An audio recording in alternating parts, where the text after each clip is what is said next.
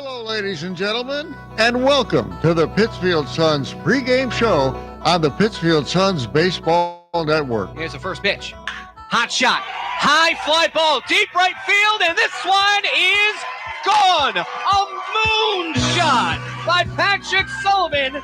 And a hanging ball over the plate skies this one deep to right field. A 3-run homer in his debut, Patrick Sullivan. And now we'll take you to the birthplace of baseball, Pittsfield, Massachusetts, and Paul Downfield at historic Wacona Park.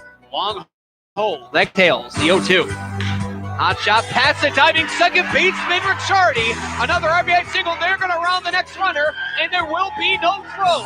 A 2 RBI single by Brian McHale, and the game has been flipped through the momentum, and now the Suns lead it by a score of 5-2. And now, here are your hosts for Pittsfield Suns baseball: Billy Madewell, Steve O'Brien, and Colin Quinn.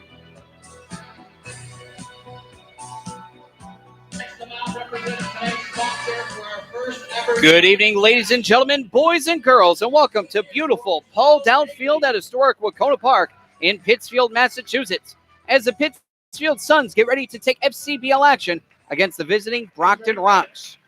Good evening, ladies and gentlemen. Thank you so much for joining us along in the broadcast. My name is Billy Madewell. Alongside me, my broadcast partner, Steve O'Brien Jr. and Colin Quinn. Gentlemen, the Pittsfield Suns, they were in first place, all for one game. An unfortunate loss yesterday against the North Shore Navigators. They now see second. Well, ultimately, I think one of the takeaways from the last few days is that the Suns have been playing pretty well, and I'll have some more on that for you in just a minute. But their toughest task maybe of the season tonight in the Brockton Rocks. Whoever wins this game will tie the North Shore Navigators for first place in the FCBL. Suns are going to face the Rocks almost certainly if they make a deep playoff run, so tonight's a prove-it game. A little bit of a weird game last night for the Suns. We've seen an explosive Suns team over the last couple of games. On Thursday, we saw more of a low-key type of Suns team, but on Wednesday against the Starfires, an explosive Suns team. But the explosive Suns team has really faded away the last two games in a 2-1 small victory over the Bravehearts, and then last night's loss over the North Shore Navigators. Got to really need to bounce back in a big way here today against the Brockton Rocks, who have been a pain in the sides of the Suns really all season long, and hopefully the Suns are able to get the ball rolling again like they did on Wednesday against Westfield. Yeah, it'll be a key matchup here because right now the Pittsfield Suns, I believe they've only won one game against the Brockton Rocks, and that was off a home run derby win. Otherwise, the Brockton Rocks, they've had the Suns number all year long, and that's dangerous to have, especially with the Suns where they're sitting right now, fighting really against North Shore and Brockton. Those are the three real contenders for the 2019 FCBL championship. Not to say that the other three teams in the playoffs are not contenders, but they're sleeper picks compared to these three. If you had the Vegas odds, or we'll call them Pittsfield odds, that's where you're looking at. Really, it's going to be really big for the Pittsfield Suns because they haven't won a championship in Pittsfield for a baseball team here at Wacona Park since 1997. So it's been quite a long time, about 22 years, in fact, where the Pittsfield Suns have not seen a championship here at Wacona Park. But the Brockton Rocks, in their 15-year existence, they have made the postseason 12 times. That is a fantastic ratio, no matter what level they were at. Whether it was collegiate, independent. Wow. That's an amazing feat to have. And that's what the Suns are going to have to match up here today. As right now, meeting of the managers. Andy Terrio in the left-handed batter's box. He's the head coach for the Brockton Rocks. And in the left-handed batter's box, that's pitching coach for the Pittsfield Suns, Brandon Shalikas, who just celebrated a birthday on Thursday. Behind home plate, calling balls and strikes will be Brian Bernard. He's a fresh face in the umpiring crew here. And a veteran out in the base pass, Rich Gunton. We're now going to bring you a trip around the FCBL here on the Pittsfield Suns pregame show. There were indeed 3 games played yesterday in the FCBL. Bristol, first off, beat the Westfield Starfires 12-5. Bristol put up 5 runs in both the 2nd and 8th innings to lead their team to the win. They managed those 12 runs on only 11 hits total. Kyle Maves and Brandon Miller led the charge for Bristol. Maves was 3 for 5 on the day. Miller collected 3 RBI. North Shore And Pittsfield, as we just discussed, North Shore winning that one 3-1 on their home turf. Pittsfield managed only 3 hits in that game. Ben Malgeri, meanwhile, for the Navs, 3 for 4 with a solo home run. And, gentlemen, this is fun. Nashville at Worcester. Apparently, they watched our game, Nashua at Worcester.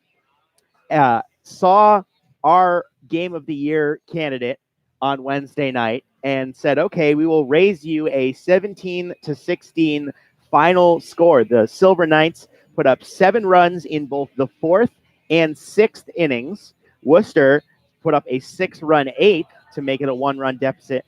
Nashua would hold on to win that one 17-16. Some quick looks at that game. Nashua, 13 hits. All 9 of their starting 9 had a hit in that game. 7 of those 9 had at least 1 RBI. Ben Irvine had 4 of them for the Silver Knights. Noah Lucier had 3, going 3 for 5 on the evening. Worcester, meanwhile, 19 hits, put up 16 runs. Again, all 9 of their starting 9 had a hit in that game. 8 of those 9 had at least 1 RBI. Ben Rice went 4 for 5. He picked up 3 of those RBI, 2 of them coming on a 2-run blast. Meanwhile, those two teams, Nashua and Worcester, combined for 13 total pitchers in that game. So not much of a surprise there considering the final score. That was your look at the FCBL yesterday. Today we've got 3 games on tap. Worcester at Westfield. That game set to kick off at 6:30 p.m. Nashua at Bristol. That's a 7 p.m. first pitch at Muzzy Field. Again, North Shore is off tonight. And the Brockton Rocks will take on your Pittsfield Suns in just a moment here. First pitch slated for 6 p.m. So the standings in the FCBL look like this. North Shore, again with the night off, is on top of the league, 27-21. They've won 6 of their last 10. Brockton and Pittsfield both a half game back, both 25-20, set to face off today. So again, whoever wins that will tie North Shore for the league lead. Brockton has won their last game. They're 6-4 in their last 10. Pittsfield lost again yesterday. They're 5-5 in their last 10, but 5-2 since the All-Star break, into which they carried a pretty dreadful 5-game losing streak. So they've bounced back and played pretty well since the break. Bristol has won 3 straight. They're still very much in contention for a first-round bye, 24-20 overall. They're 6-4 in their last 10. Nashua and Worcester a little farther out. Nashua 23-24, Worcester 22-23. So both of those teams 3.5 games back. Worcester has lost 3 straight. They're 4-6 in their last 10. And Westfield 14-32. That's a .304 winning percentage. 12 games out. They've been mathematically eliminated from playoff contention. They are 2-8 in their last 10. That has been your look around the FCBL. I'll have more of that for you as we go on in the game, as well as some MLB scores, some minor MLB trades, all that fun stuff. All right, we're going to take a quick break, and when we come back, Colin had a special interview today with infielder for the Pittsfield Suns, Nate Cormier. You're listening to the Pittsfield Suns pregame show on the Pittsfield Suns Baseball Network. In times like these, violence in our schools is a reality, so it's important to know what to do if a dangerous situation arises, and also how to prevent it. Kids, never bring a weapon to school, and if you see a student with one or even hear someone talking about having a weapon, report it immediately. If something doesn't seem right or look right to you, speak up. If someone you know is showing signs of anger, or if you are feeling out of control, tell someone. If you feel threatened or bullied, tell someone. Violent acts often start out as small disagreements. Tell a parent or teacher if you see an argument taking place. It's better to let someone know about a disagreement before it gets out of hand. Let's put an end to these tragedies. Ask your school to adopt an anti-violence program. Visit ncpc.org to learn more about how to keep your school safe. That's ncpc.org. A message from the U.S. Department of Justice, National Crime Prevention Council, and the Ad Council. Welcome back to the Pittsfield Suns pregame show on the Pittsfield Suns Baseball Network. Colin Quinn standing here with infielder for the Pittsfield Suns, Nate Cormier. Nate, how are you today? Doing well. How about you, Colin? I'm doing good myself. So over the last 2 games, you've been really doing some good things out at the on the baseball field, but especially at the plate. What have you been liking about your game so far? Well, the other night I went 3 for 5. I was seeing it really well. Made an adjustment in my swing, got my hands up a little bit more, got them back in a ready position, and had a little bit of a leg kick, get a little more power behind it. Just trying to hit the ball a little bit harder instead of placing it here and there. So just trying to hit the ball in the gap and spray it and keep seeing it as well as I am. 4 RBIs in the game, not too shabby. Yeah, Really that was helped a out the good one. team come back in that win against Westfield. But your defense as well in that game and other games as well has been spectacular. What have you been noticing this summer that's progressed? This summer, I think I've always prided myself on my defense. I just think good defense wins ball games. So I've always that's what I get down on. If I had a bad game defensively, that's where I would go and I'd work longer on that, work harder. But I think this summer I'm seeing myself get to more balls in the hole, like ranging deeper for plays, like going to my backhand a little bit deeper, making tougher throws, to be more accurate. I've been seeing my arm grow a little bit too, so I'm like trusting that a little bit more, playing shortstop instead of second like I was in the spring. So it was a transition, but it was something I was able to make pretty easily and just keep fielding like I usually do. Well, you look pretty good out there. Thank you. I say so myself, but you guys are losing a couple of big bats and big pitchers as well as you guys head into the playoff push. What do you have to do to overcome that loss of a couple of really key guys in the clubhouse? You just got to step up. It's pretty simple. I mean, yeah, we're losing a couple of big guys, Baruch and Bogus. They're huge for us in the lineup. I mean, obviously, big RBI producers, big power bats, middle lineup guys. A couple guys that we're losing in the pen. Langford, who's starting today, he just throws hard, and we can trust him at the end of the game. But we just have to have guys step up, brought in a couple new arms, a couple new bats. I mean, Troy and Faircloth are starting to swing it pretty good. So just going to see how that goes, make a playoff push here. Well, as we wind down the season, about a couple of weeks left here in Pittsfield, what's been your best memory so far about playing for the Suns? I used to come to these games when I was a little kid all the time, just run around the ballpark, watch all these guys, look up to them. I want to be here one day, and now I am. So I think I just take that to heart, sign as many autographs as I can, and just try to make the kids happy. I do it for all of them. An all-around good guy, Nate Cormier. Thank you so much for joining me here today. Thank you. I appreciate it. We'll be right back on the Pittsfield Suns pregame show on the Pittsfield Suns Baseball Network.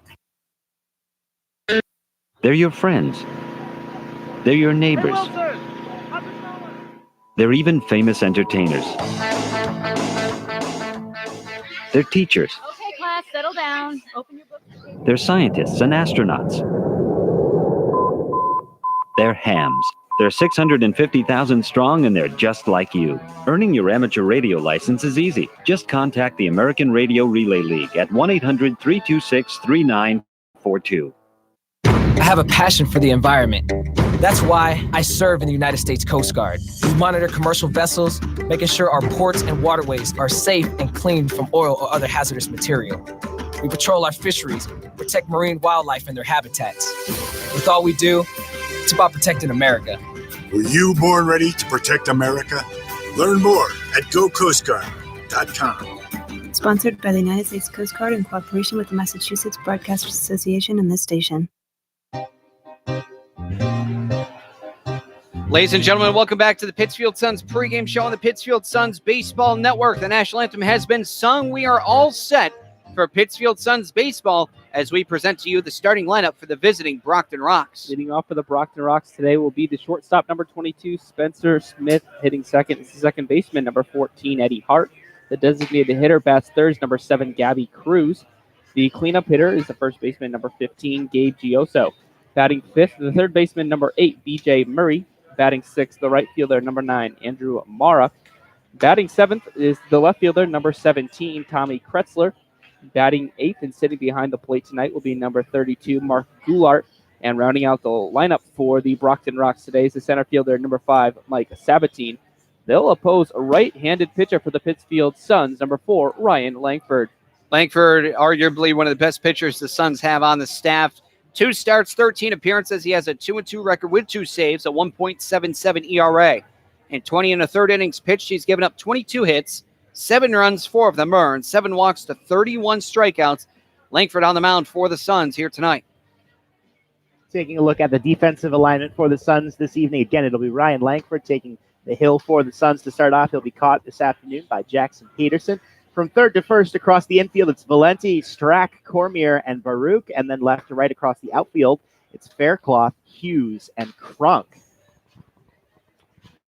Outfield dimensions out. Pauled outfield at Wacona Park come as follows. 310 down the left field line, 377 feet in left field, 374 in center field, 403 in the power alley in right center field. That's the deepest part of the ballpark. Slides down the right field line at 3:05. As leading off this contest for the Brockton Rocks is the shortstop number 22, Spencer Smith. He'll be digging in from the left-hand side for the Brocks. Taking a peek at Smith on the season, 27 games played. He's got a 271 average, no homers, 15 RBI. Dangerous runner on the base pass, 9 for 10 on the season, stolen base attempts. Here's the first pitch of tonight's contest. That hits the inside corner for a called strike. This ballgame starting off at 6:01 p.m. Smith coming in with a small 5-game hitting streak, but in those 5 games, 3 of the 5 have been for at least 2 hits. Here is the 0-1. That's in there at the knees over the plate for a called strike. Now 0-2. Langford dealing early. Has been a guy to strike out often, however, in those last 5 games. When he's not hitting, he's either hitting or striking out, I guess. The 0-2 misses outside. Try to make him chase and get an extra K on the record books for Langford and Smith, but this one misses too far outside. 1 ball, 2 strikes here to Spencer Smith, just getting underway in Pittsfield. The 1-2. Swung on a miss for strike 3. Dropped by the catcher. Peterson has it. Throw over to first in time. Strikeout 2-3. Now we'll bring up the second baseman, number 14, Eddie Hart, who on the season is batting .244 with a homer and 13 RBI.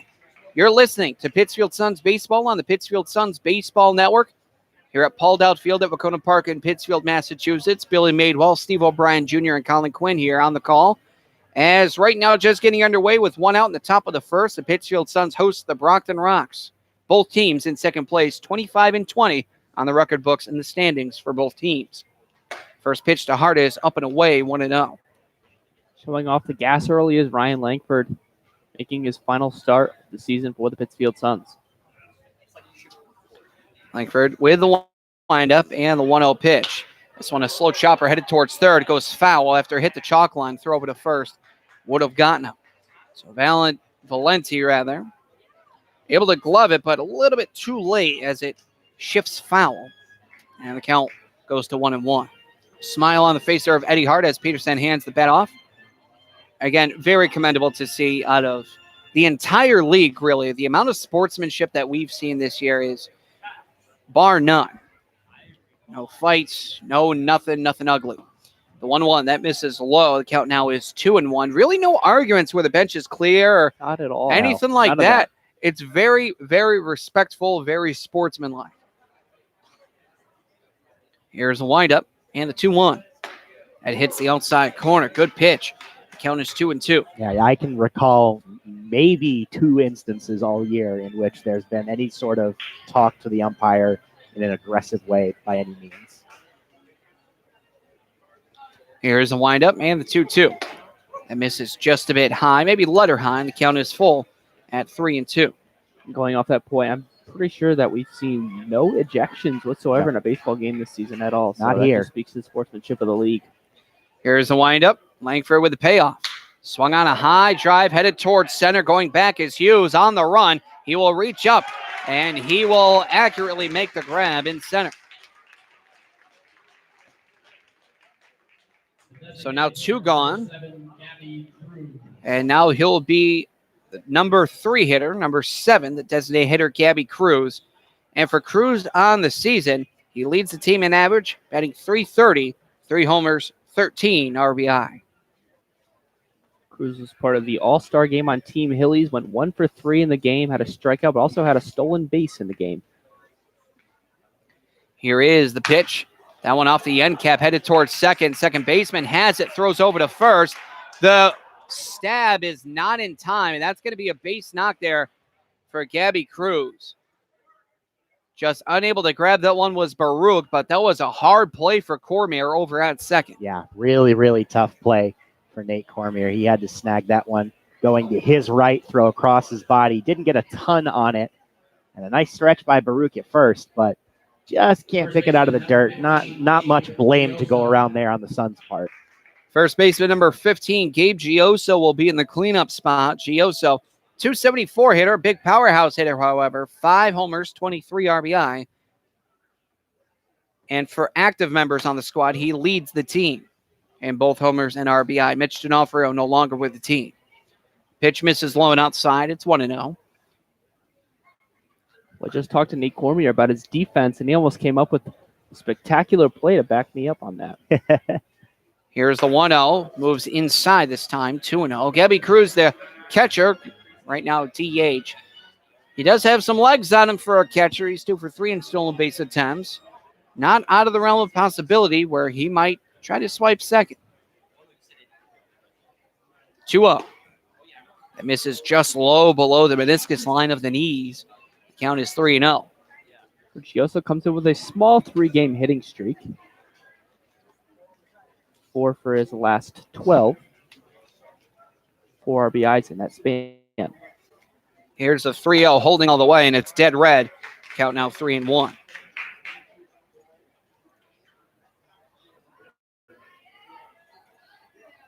It's also part of the All-Star team was Gioso is 0 for 1 in the game. It's on Team Electrics.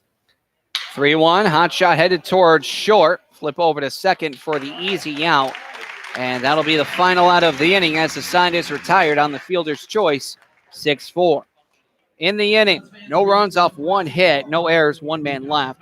We now head to the home half of the first. No score between the visiting Brockton Rocks, as we now present to you the starting lineup for your hometown Pittsfield Suns. With the hometown team leading off with the shortstop, number 8, Troy Strack, batting second. The DH today, number 23, Mark Coley. In the catching position and batting third is number 13, Jackson Peterson. Cleaning up today for the Pittsfield Suns is the first baseman, number 19, Dan Baruch. Batting fifth is the third baseman, number 12, Matt Valenti.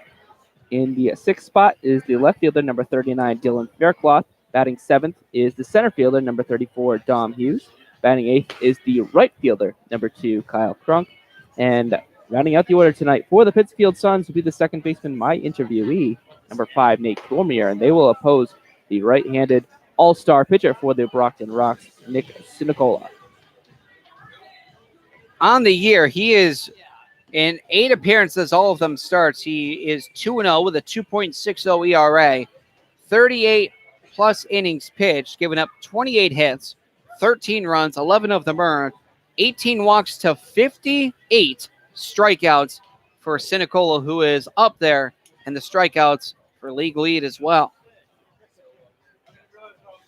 Defensively, again, it'll be Nick Sinicola on the mound for the Brockton Rocks. He'll be caught this afternoon by Mark Goulart. From third to first across the infield, it's Murray, Smith, Hart, and Gioso. And then left to right across the outfield is Pretzler, Sabatine, and Mara. That is the defensive alignment for these Brockton Rocks. Sinicola second in the league in strikeouts behind Jack Fox. As now here is the shortstop, number 8, Troy Strack, to lead things off for the Suns. Strack, a late season addition right now in 7 games. He's up there in average. He's batting 5 for 16, 313 with no homers, 2 RBI. He'll see a first pitch low. Count is 1-0. Well, a couple games ago when Strack was really a fresh face on this team, Colin was mentioning his numbers at college. He's been a pretty good hitter. Speaking of, as this one's lifted out into center field, the center fielder will dive, but it's trapped. And that'll be a base knock there for the shortstop, Troy Strack. There you go. As we just mentioned. He is translating that college success to some limited success here with the Suns. Could be an interesting piece going into playoff time. Designated hitter number 23, Mark Coley. And really for Coley and Peterson, they've been the 2 dynamic duo pair in the lineup. Not to say anything against anyone else, but really these are the 2 dynamic hitters here in the 2 and 3 spot today. For Coley, batting .311, 7 homers, 27 RBI. This one shifted in the hole between first and second as the second baseman Hart was playing towards right, or I should say towards double play depth. And getting into third will be Troy Strack. And just like that, there's runners on the corners. Mark Coley with a push hit as he put it where they ain't. Runners on the corners, nobody gone for the catcher number 13, Jackson Peterson. Well, that happened very, very quickly. 2 pitches or 3 pitches, and there's already 2 runners on base. And just a little nub hit by Mark Coley and sends it into the hole between first and second and into right field. And Troy Strack makes it all the way from first to third, and the Suns threatening early. Peterson, 281 hitter, 7 homers, 32 RBI. Tied for homers on the team with Mark Coley with 7. got 5 more ribbies than Coley, 32-27. Pitch misses outside. Count is 1-0, but Coley does have Peterson when it comes to average. Coley at 311, Peterson at 281. That's 30 points more for Coley. So Nicola has a 1-0 count. Runners on the corners, nobody gone. This one a high drive deep to right. Going to go back. There is Mara. He's going to watch this one go over the wall, and that one is gone. So much for the time. The home run race on the team. Jackson Peterson with a 3-run blast, and the Pittsfield Suns take an early 3-0 lead. Home run king strikes again. Jackson Peterson has been a force at the plate all year long. He ties Jared Dupere now for most home runs in the league with 8 apiece. He has been tremendous to watch, and he has had an offensive resurgence within the last couple of weeks. That is a dangerous man heading into the playoffs with the Pittsfield Suns. Speaking of a home run hitter, here's the first baseman, number 19, Dan Baruch, who has really turned it on at the plate as well as defensively all year long, but offensively really gotten it going. To swing and miss, it's 0-1. But for Baruch on the year, he's batting .288, 3 homers, 15 RBI. As right now for Peterson, he gets all the way up to 8 homers, 35 RBI on the season now. And a swing and miss here from Baruch. Count is 0-2. Quick start here for the Suns, and that's the way they need to be. They want to get their first regulation win against the Brockton Rocks this season here today. The 0-2. Swung on a miss for strike 3. Down goes Baruch. Third baseman number 12, Matt Valenti, will step up to the dish. Valenti, great defender.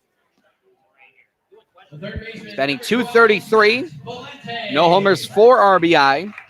He started very, very slow. He's gotten now to a more respectable average at the .233 marker. Here's the windup and the pitch. That's in there. Called strike from Sinicola. The count is 0-1 as he's looking to settle down. Nothing but strikes for Sinicola since the home run. Swung on a miss. He continues a streak. It's 0-5 now. Sinicola had a uncharacteristic outing his last time out. 4 1/3, 4 hits, 3 runs. 0-2. Oh, that looked good on the outside corner. That looked like it hit, but must have missed high, if anywhere. Count is now 1-2. Gave up 3 earned runs in that start, 3 walks, and just 5 strikeouts. That is called strike 3, and it hits the outside corner this time in between the letters and knees, and that is strikeout number 2 in a row for Sinicola and in the game. Left fielder number 39, Dylan Faircloth, will step up to the dish, and the second-year outfielder for the Suns is batting in 5 games, 3 for 18, which is .167, no homers and RBI. Hasn't had much playing time, but definitely needed defensively. Here's the pitch, swung on and missed. Really continuing here with a great amount of pitches after surrendering that 3-run homer. Sinicola, the windup. Quickly, the 0-1. Foul back. That's right, to someone. Dylan Faircloth going to step out of the box, readjust the batting gloves. Sinicola really working quickly here after that home run by Peterson. The windup and the 0-2. Called strike 3, and Faircloth knew it. After surrendering 3 runs off a home run, he strikes out the next 3 batters in order, strikes out the side, and retires the side. 3 runs off 3 hits, including the 3-run homer by Jackson Peterson. No errors, nobody left. We now head through 1 full inning of play to the top of the second. It is Ryan Langford with a 3-0 cushion headed to the top of the second. Pittsfield Suns lead the Brockton Rocks. You're listening to Pittsfield Suns Baseball on the Pittsfield Suns Baseball Network.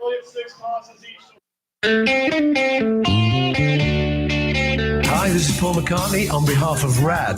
If you're drinking, you can't drive my car or any car. Remember, if you're partying this holiday season, don't drink and drive. Got it? It's just not worth it. Doesn't make sense. Thank you. Yes, I'm gonna be a star. A public service message brought to you by the U.S. Department of Transportation, RAD, the National Association of Broadcasters, and the Ad Council. I have a passion for the environment. That's why I serve in the United States Coast Guard. We monitor commercial vessels, making sure our ports and waterways are safe and clean from oil or other hazardous material. We patrol our fisheries, protect marine wildlife and their habitats.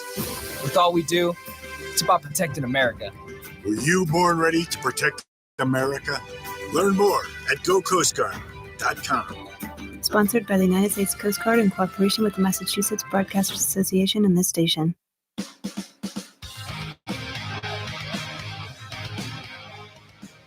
Top of the second, it'll be the number 5 hitter, third baseman, number 8, B.J. Murray. Going to be batting in from the left-hand side. Here in the top of the second as the Pittsfield Suns have a 3-0 lead. Here's the first pitch. Swung on, driven deep, but well foul, going all the way to Wacona Street. And that's going to be a loud foul. Count is 0-1. On the year for Murray, 274 hitter, a homer, 9 RBI. That one swung on, also fouled off. Count is 0-2.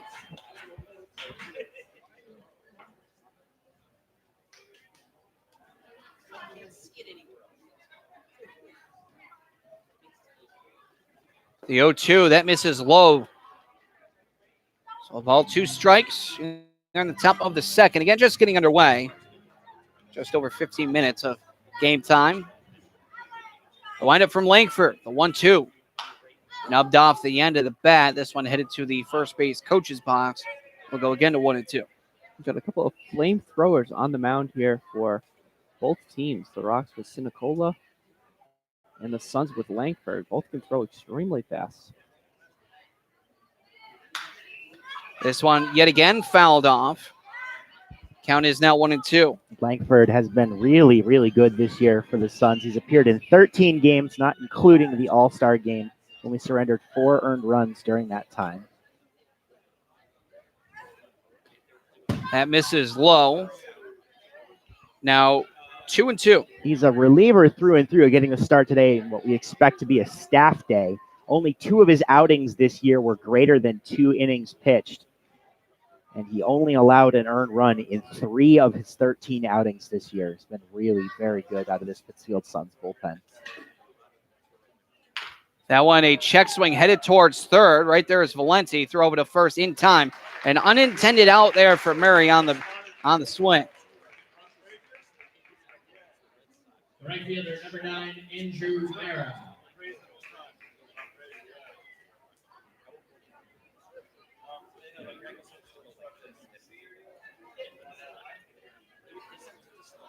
Right fielder, number 9, Andrew Mara. Mara batting .247, 2 homers, 15 RBI. A little chin music there. Count is 1-0.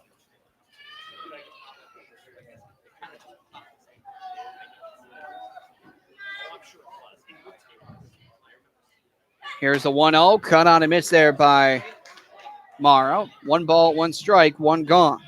Also a guy coming in with a hit streak of 5 is Amara. 2 of those games with multiple hits in them.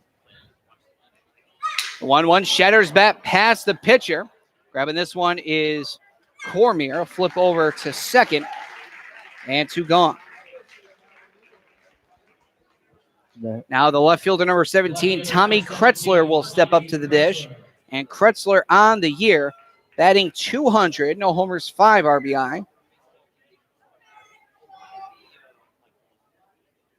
Kretzler, a guy that started off as a pitcher for the Brockton Rocks.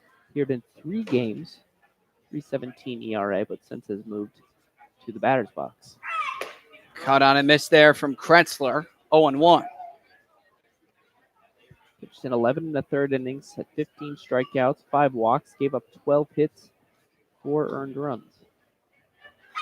Here's a pitch. That one misses high. A ball, a strike, 2 men gone. Looking for his first hit since June 30th, however, is Tommy Kretzler.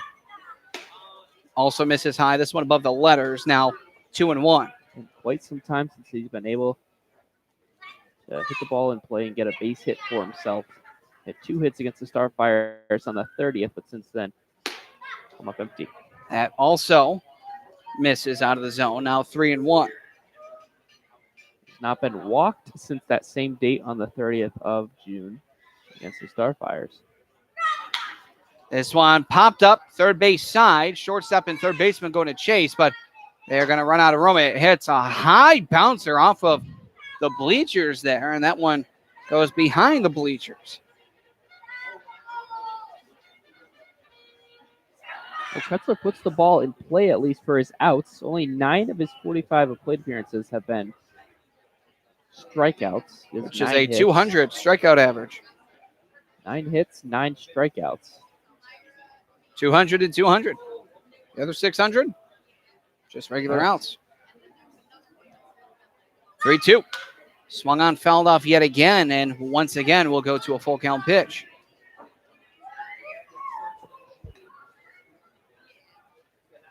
Has 4 strikeouts in his last 3 games.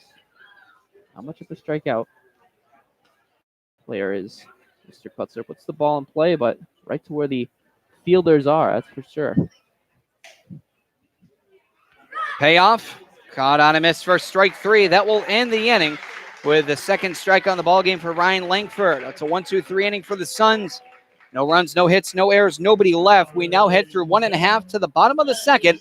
Pittsfield Suns lead the Brockton Rocks by a score of 3-0. You're listening to Pittsfield Suns baseball on the Pittsfield Suns Baseball Network. Check it out, it's the Terminator. Hey, when'd you get back, huh? Did you have to shoot anyone? Why are you so distant? Are you not happy to see me? So what's the deal? You gonna get a job now or what? Why are you being so jumpy? Put all that stuff behind you, okay?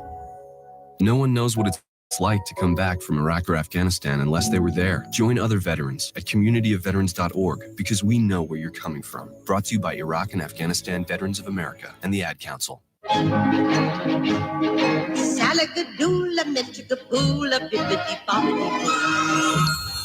must be your fairy godmother.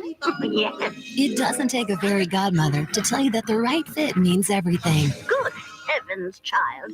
You can't go in that. Children under 4'9" need to be in a booster seat because they aren't ready for adult safety belts alone. Many parents miss the important step of booster seats. Maybe you better explain things to him. Booster seats raise your child up so that a safety belt designed for adults will fit and protect them properly. Oh, that does make a difference. Remember that 4'9" is the magic number, and get your little pumpkin there safely in a booster seat. Hop in, my dear. Oh, thank you.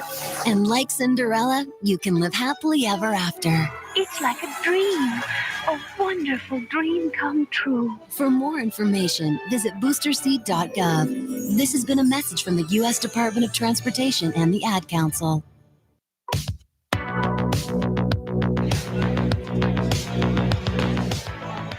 It'll be the bottom of the order for the Pittsfield Suns in the bottom of the second.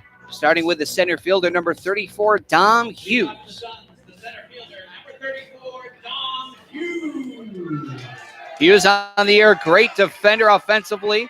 He's batting 173 with a homer, 4 RBI, 30 walks to 17 strikeouts. Easily leads the team. And he's also up there in the league lead for walks as well. Makes up for that low average with being a patient hitter from the left side. First pitch, that'll be low and away, 1-0.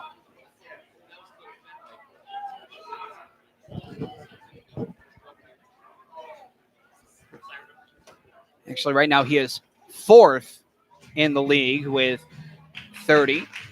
League leader is Austin White from Bristol. Indeed, I was just looking at Austin White's stats. He's going for that league record of 49 walks in a season. That would break the record. 1-1. That misses on the outside part of the plate. If it hit, it was low. He's got 8 to go. Not too many games left, but still a chance. Here's a 2-1. It's a check swing, but it does clip the outside corner. Now 2-2.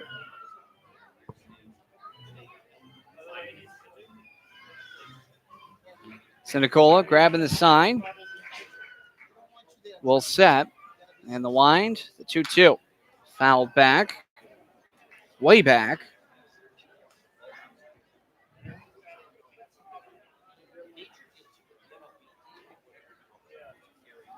Tom Hughes had a 5-walk outing in the win against the Westfield Starfires on Wednesday. It was 0 for 0, 5 walks in the game. That is fouled back. Count remains 2-2, which was an FCBL record. Played in yesterday's game as well. 0 for 2 in the game, but had a walk as well. Does he have a walking streak? He has a 3-game walking streak, which includes Very 8 nice. walks total. Very nice. Wow. That's a number. But then again, the outlier here is going 5 for 5 in walks with 1 intentional, but still counts. Still counts. Oh, which reminds me. Yeah, White, Sandstrom, Ricciardi, and Hughes all have 4 hit by pitches, which also counts, and 5 for Sandstrom on the hit by pitches as well. So I'll add that into your collection. Here's a 2-2 from Sinicola. Swung on. This one popped up third base side. Going to chase is Murray and Smith as well as the left fielder Kretzler. But they will run out of room? No. They just were unable to grab it. It stayed in the field of play. Just no one could get there in time. The count yet again remains 2-2. And this is what I've been previously speaking about the patient hitting by Dom Hughes. He's also a great defensive hitter.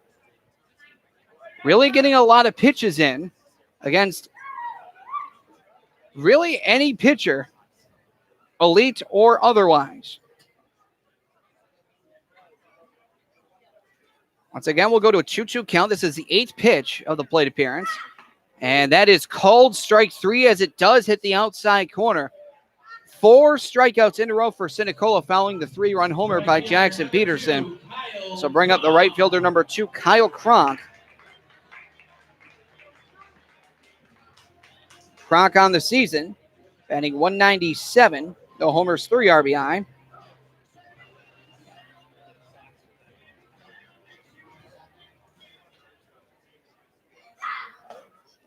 First pitch, that's in the zone. A called strike, 0-1. Nicola really seems dialed in here. 4 straight strikeouts, pounding the zone with strikes. The 0-1, swung on a miss, now strike 2. Also works quickly, so it doesn't help the hitters as well to really get comfortable in the box.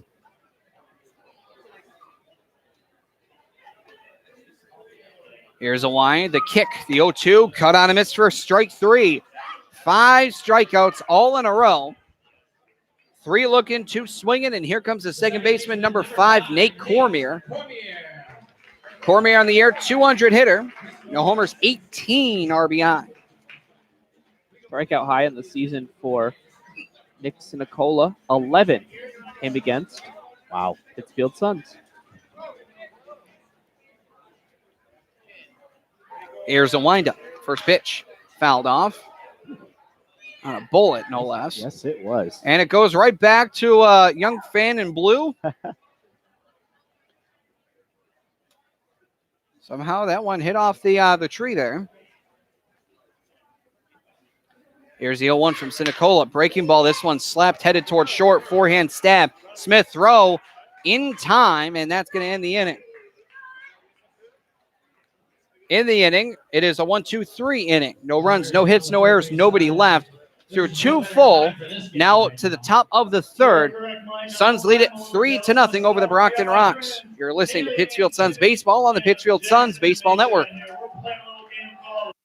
Check it out, it's the Terminator. Hey, when'd you get back, huh? Did you have to shoot anyone? Why are you so distant? Are you not happy to see me? So what's the deal? You gonna get a job now or what? Why are you being so jumpy? Put all that stuff behind you, okay?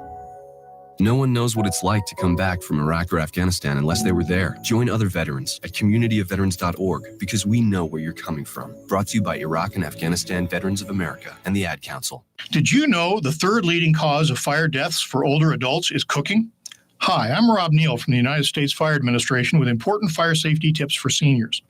Never leave cooking unattended because a serious fire can start in seconds. Don't wear loose clothing while cooking. Keep towels and pot holders away from the range. Double check the kitchen before you go to bed or leave your home. This message is brought to you by the United States Fire Administration, your local fire department, and this radio station. At the American Lung Association, we're fighting for a day when we can all breathe easier. We're fighting for clear skies over every city and healthy lungs throughout the country. We're fighting to free millions of Americans from the addictive grip of tobacco and the devastating effects of lung disease. The American Lung Association isn't just fighting for air, we're fighting for all the things that make it worth breathing, and we can use your help. See what you can do at fightingforair.org.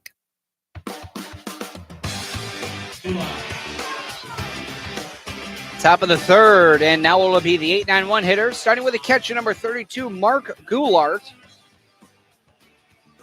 And the first pitch to Goulart that moves inside for a ball. Count here is 1-0 as Goulart on the season as a catcher.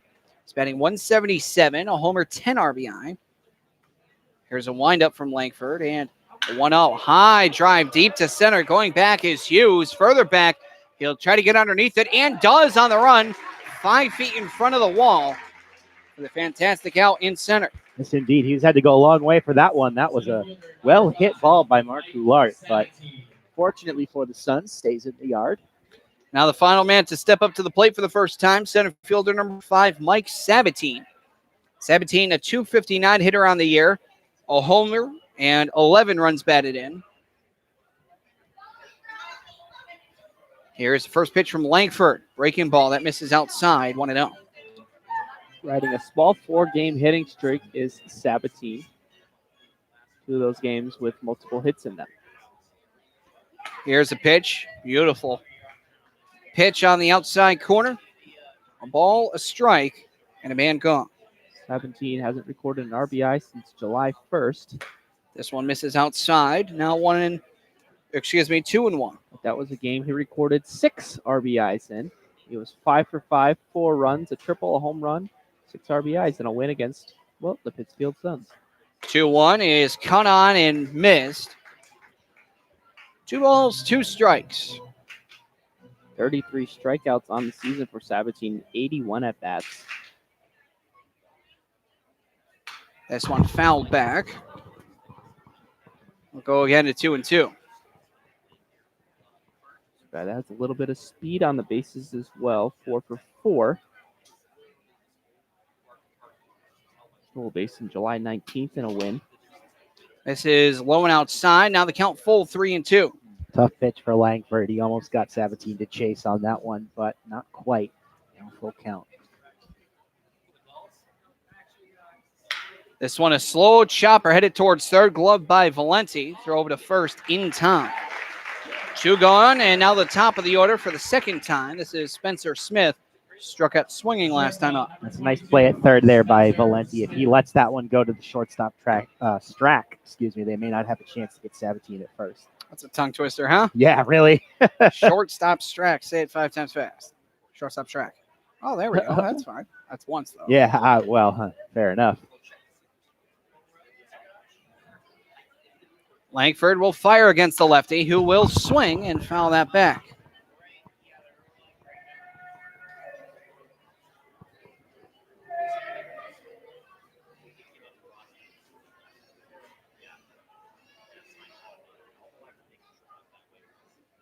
Here's the 0-1.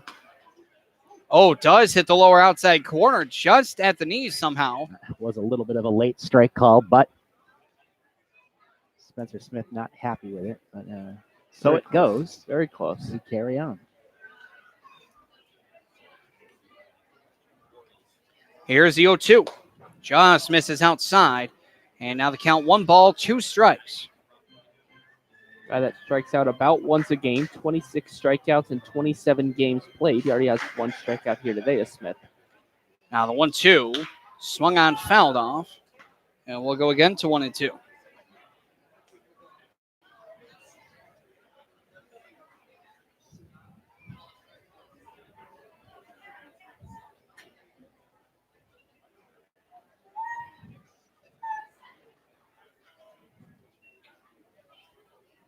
Langford has a sign, and the 1-2 against the lefty. Swung on, fouled off. We'll go again to 1-2. This is a guy that has improved his average quite greatly over the last month or so. He went to as low as 143 of a hitter. Has gone all the way up to a 276 hitter. He sits at a 271 hitter today. Here's a windup and the 1-2. Swung on a miss for strike 3. That'll end the inning. A 1-2-3 inning with a couple strikeouts. Now really going for Langford. He's got 1 per. No runs, no hits, no errors, nobody left. We now head to the bottom of the 3rd through 2.5. Suns lead it 3-0. You're listening to Pittsfield Suns Baseball on the Pittsfield Suns Baseball Network. Exercise is hard. So is maintaining a healthy diet. Of course, neither is half as hard as dying. Sadly, type 2 diabetes, heart disease, and stroke kill nearly 1 million people a year. Even sadder, most of these deaths are preventable with a few lifestyle changes, including regular activity, healthier eating, and not smoking. Talk to your doctor about your risk for type 2 diabetes and heart disease. And if your doctor recommends lifestyle changes or medication, listen. The reason so many die is because not enough are willing to change. You can stop it, starting right now. It's your life. Listen to your doctor. Eat better. Get moving. Visit checkupamerica.org or call 1-800-DIABETES. A message from the American Diabetes Association.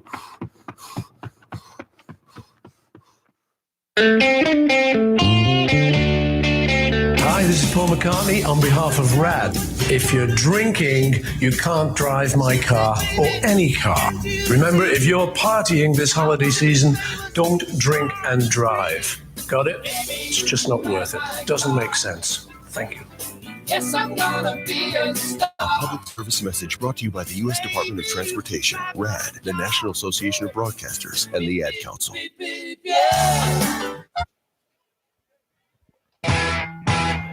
Back to live action, and the first pitch misses the zone low. And the count here is 1-0. As this one's driven deep to center. Going back, there's a center fielder. He'll stay underneath it, however. And Strack is retired with a swing. Not a poorly hit ball by any means there for Strack. He's been pretty good offensively in his limited action with the Suns, but unfortunately for him, that one hit straight to the center fielder Sabatine for the first out. Now the DH Mark Coley, a single last time up, much the same as Troy Strack. Here's the first pitch. Check swing, he did go, and the count is 0-1. Only 3 hits by the Pittsfield Suns or by their 1-2-3 hitters. Other than that, Nick Sinicola set down the last 7 that he's faced now. Now the 0-1. That misses low over the plate. Good pitch, but just bit a little too much.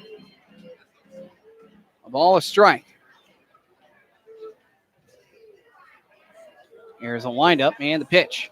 Moves inside, no, hits the corner. Not sure that where that one missed. That one was definitely inside, but nonetheless, the count is 1-2. Next pitch, that missed high. 2 balls, 2 strikes.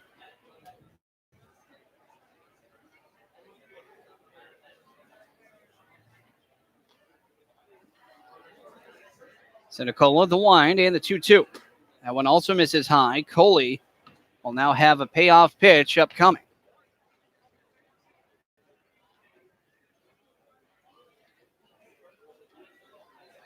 Here's a windup. Sinicola, the payoff. Check swing, and it misses high, and that's going to be the first walk of the day for Sinicola. And here comes part 2 of the dangerous duo for the Suns. The catcher, Jackson Peterson, a 3-run bomb to right last time up. Well, I did a little stat digging on Jackson Peterson. We've talked about his struggles in the month of July. On the 1st of July through the 11th, in those games, he was 2 for 24 for an 0.83 average over that stretch. Since then, July 13th to today, and including his homer in the first inning, 11 for 29. That's a 4.14 average. Pitch in the dirt, gets away from the catcher. Easily taking second will be Coley on the wild pitch. Just like that, the Pittsfield Suns have a runner in scoring position for the second time. Peterson has really turned it on over the last 10, 11 games. He's hit in 8 of his last 9. It's amazing that one they didn't hit, and it was against the Westfield Starfires in a 13-12 win for the Suns. A 1-0. That one drops low. Now 2-0. Really, the top of the order has really been the kryptonite here for Sinicola, it seems like.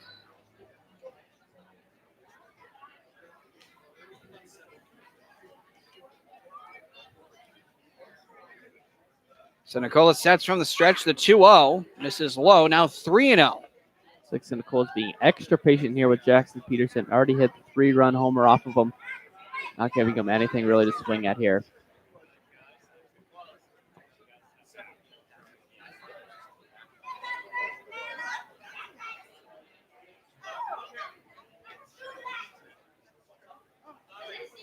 Time called by Peterson. 3 balls, no strikes, 1 gone. Highly doubt a swing here. But given the situation, wouldn't be surprised if he does. Here's the 3-0. That misses low, and that's going to walk him. A double-edged sword for the Suns. Sure, they get 2 runners on, but that sets up the potential double play. And with 1 out, you don't want that when you have 2 men on. Here's the first baseman, number 19, Dan Baruch, struck out swinging. And he swung on all 3 pitches, did not connect on either. Billy, you were talking about the top of this order being tough for Sinicola so far. It's literally almost as though a switch is being flipped for Strack, Coley, and Peterson.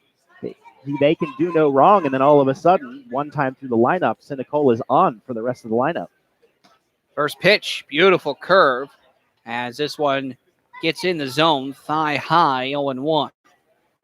Sinicola does have 18 walks on the season. Not a huge number, but make it now 20 with the 2 back-to-back to Coley and Peterson.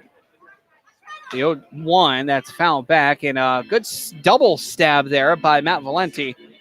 Had a little drop action, but caught it in midair after it hit his glove. Well, his batting glove, that is. But I do suppose this. If you're going to walk anybody, might as well be 2 of the dangerous hitters that the Pittsfield Suns have. The only problem in that, Mark Coley. I say that because Mark Coley on the year is 14 for 15 and stolen base attempts. So if he wants to take a bag, he can easily get it. Coley dancing, and a swing and miss for strike 3. Down goes Baruch. Now with 2 gone, this will bring up Matt Valenti, who has also struck out.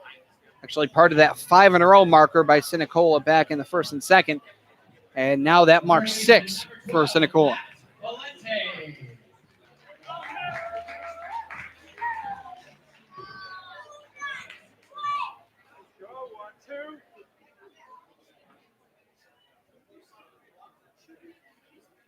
Sinicola checking on second, and the pitch. A check swing. Doesn't matter. It's in there. Called strike. 0-1.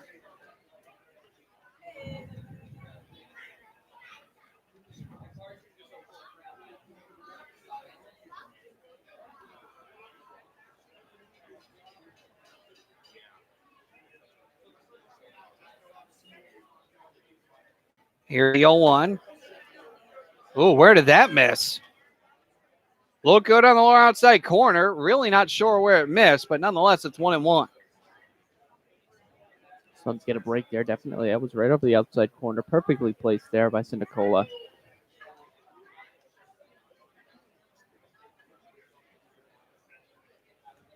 Here's the 1-1. High drive deep to center. Going back is the center fielder Sabatine towards the wall. In the warning track will make the grab. And that will end the inning. In the inning, no runs off of no hits, no errors, and 2 men left. We now head through 3 full to the top of the 4th. Suns still lead the Rocks by a score of 3-0. You're listening to Pittsfield Suns Baseball on the Pittsfield Suns Baseball Network. Check it out. It's the Terminator. Hey, when'd you get back, huh? Did you have to shoot anyone? Why are you so distant? Are you not happy to see me? So what's the deal? You gonna get a job now or what? Why are you being so jumpy? Put all that stuff behind you, okay? No one knows what it's like to come back from Iraq or Afghanistan unless they were there. Join other veterans at communityofveterans.org because we know where you're coming from. Brought to you by Iraq and Afghanistan Veterans of America and the Ad Council. The following commercial is sponsored by feedthepig.org, an organization devoted to helping you save money. We will not entice you with messages like lowest prices in town, dealer approved, certified pre-owned. Nor will we brag about our Huge selection, enormous variety. We will offer no contingencies like See store for details. Legal exclusions apply. because we simply want to help you spend smarter and save better. Log on to feedthepig.org. Find the benefits of saving for every stage of life. Brought to you by the American Institute of Certified Public Accountants and the Ad Council. So here's my cell phone number, my husband's cell phone number, and here's the number to the grandparents. The number of the restaurant we'll be at, it's just down the block. And I told the neighbors you were here, so if anything happens, anything at all, don't hesitate to call. And what's your cell phone number again? I don't think I put that in. Honey. What? Honey, he'll be fine. Okay, let's go. I know you're right. The odds of a babysitter calling 911, 1 in 1,400. The odds of a child being diagnosed with autism, 1 in 150. You know the odds of autism. Now learn some of the signs. No big smiles or other joyful expressions by 6 months. No back and forth sharing of sounds or facial expressions by 9 months. And no babbling by 12 months. To learn more of the signs and more about autism, visit autismspeaks.org. Brought to you by Autism Speaks and the Ad Council. Back to live action, the windup and the pitch. It's fouled back. The count here is 0-1. Here in the top of the fourth to the second baseman, Eddie Hart, who is 0-1 with a fly out to center on a great running grab by Dom Hughes. Here's a windup from Langford, the 0-1. This is outside. A ball, a strike. Well, if Langford can record an out here in this inning, it will officially be his longest outing of the year. Now the 1-1. That hits on a good breaking ball. Hits the lower outside corner. At the knees, just hitting the corner. 1-2. It'd be interesting to see if Langford gets a start later in the season, maybe postseason look. 1-2. That one misses low outside. Now 2-2. Well, I do believe that Langford is on borrowed time right now as he is slated to head back to college at an undetermined date right now. Possibly. Langford kicks the 2-2. Swung on chopper, headed towards the third baseman, diving past the ball. There is Valencia as it goes underneath the glove on the dive attempt. That's a base knock for Eddie Hart. For another member of his Rocks team who also has a base knock, Gabby Cruz.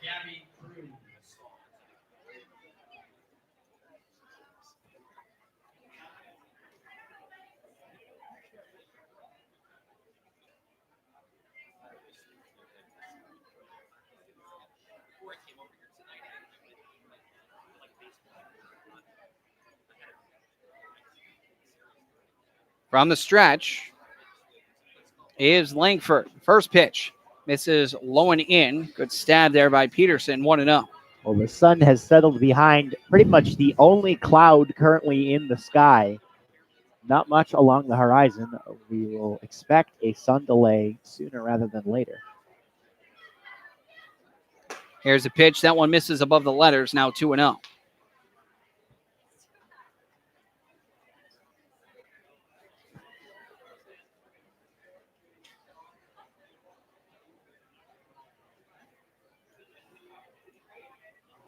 Next pitch misses low and outside, and now the count is 3-0. One of the more dangerous hitters in the lineup for the Rocks is Gabby Cruz. So Langford being a little bit careful, like you saw Sinicola being careful with Jackson Peterson. It's Langford being careful with Cruz here. Here's the pitch. Misses over. And that'll be a 4-pitch walk. Here comes Shalikas to talk things over. While we have a free minute, we'll give you another trip around the FCBL. Indeed, we will. Taking a look at FCBL action, there are 2 other games occurring today, other than the one that you all are watching here on the Pittsfield Suns Baseball Network. Nashua and Bristol, that game is set to kick off any minute now. That one's scheduled for a first pitch of 7 o'clock at Muzzy Field. Meanwhile, Worcester and Westfield, the Bravehearts and Starfires, just getting underway. Worcester has put up 2 runs in the top of the first to go up 2-0 on Westfield. Those 2 runs coming on a Ben Rice RBI double that scored Mariano Ricciardi and John Thrasher. Again, 2-0 Worcester. That is the FCBL action for today. We'll take a look at some MLB scores later in the day, perhaps during the aforementioned and likely sun delay. Here is the first pitch to the first baseman, number 15, Gabby Cruz, who already grounded out into an inning-ending fielder's choice. Pitch. This is high. Ball 5 now in a row by Langford.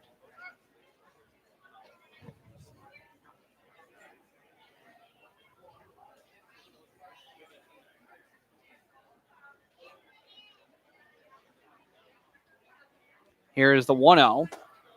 On the inside corner call strike, forgot to mention the details on the outfits today. White jerseys for the Suns. Black Suns edged out in yellow on the front. Same with the numbers on the back. On the front left abdomen, red numbers as this one misses outside 2-1. White pants with a black and yellow trim down the side. Red cap, black brim with the Suns P logo. Brockton Rocks in the road blue uniforms with red sleeves, and that is outlined over the collar, over to the collarbone. Red Suns edged out in white, same with the numbers on the back and front. Pitch misses inside 3-1. Gray pants with a red trim down the side. Blue cap, blue brim with the Brockton Rocks logo on the cap as the insignia.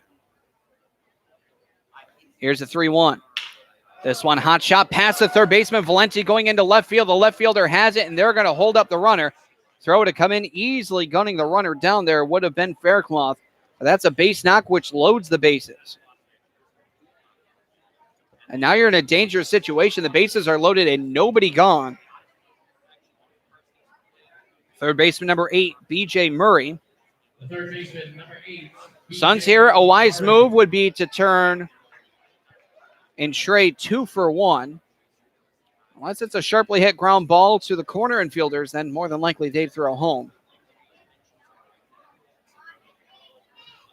Here's the pitch. This one fouled back towards us.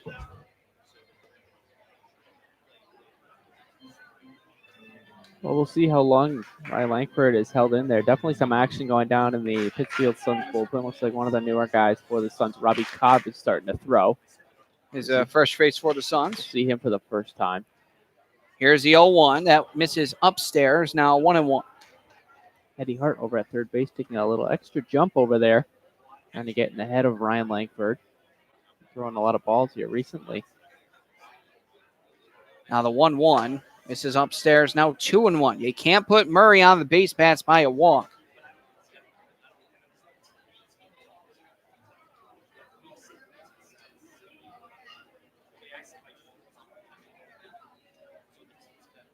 Now the 2-1. Misses inside. Now 3-1. You're going to have to throw a pitch here. Or at least try to induce some sort of contact without throwing it right down the middle. Langford, the 3-1. Swung on, popped up, headed towards third.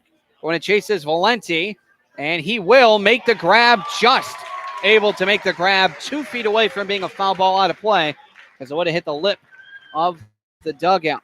Boy, oh boy, what a big out that is. Yes, sir. So first out of the inning, but the bases stay loaded. No runs get across. And now just a ground ball will likely end the inning, barring any errors. Right fielder Andrew Mara, almost said it again. Grounded out to second as he will lift this one deep to right field. Fair or foul. Right fielder going to chase, and he will run out of room, foul. And a good thing as well that Kronk didn't make that play. That would have scored a run on a sacrifice fly. Good charge put into that one by Andrew Mara, but Suns catch a break there as it goes foul. Like you said, definitely would have scored a run, if not 2 runs over there for the Brockton Rocks. Not sure if Gabby Cruz at second base can make it from second to home on a sacrifice fly, but here is the 0-1. Way outside, gets away from Peterson, and let's see the plate. Home plate is late. Thrown away, but the shortstop right there. So that is going to go down as a wild pitch and a run scored. And now the Rocks, they trail 3-1. Everyone advances up a base off the wild pitch. And now the tying runs are in scoring position.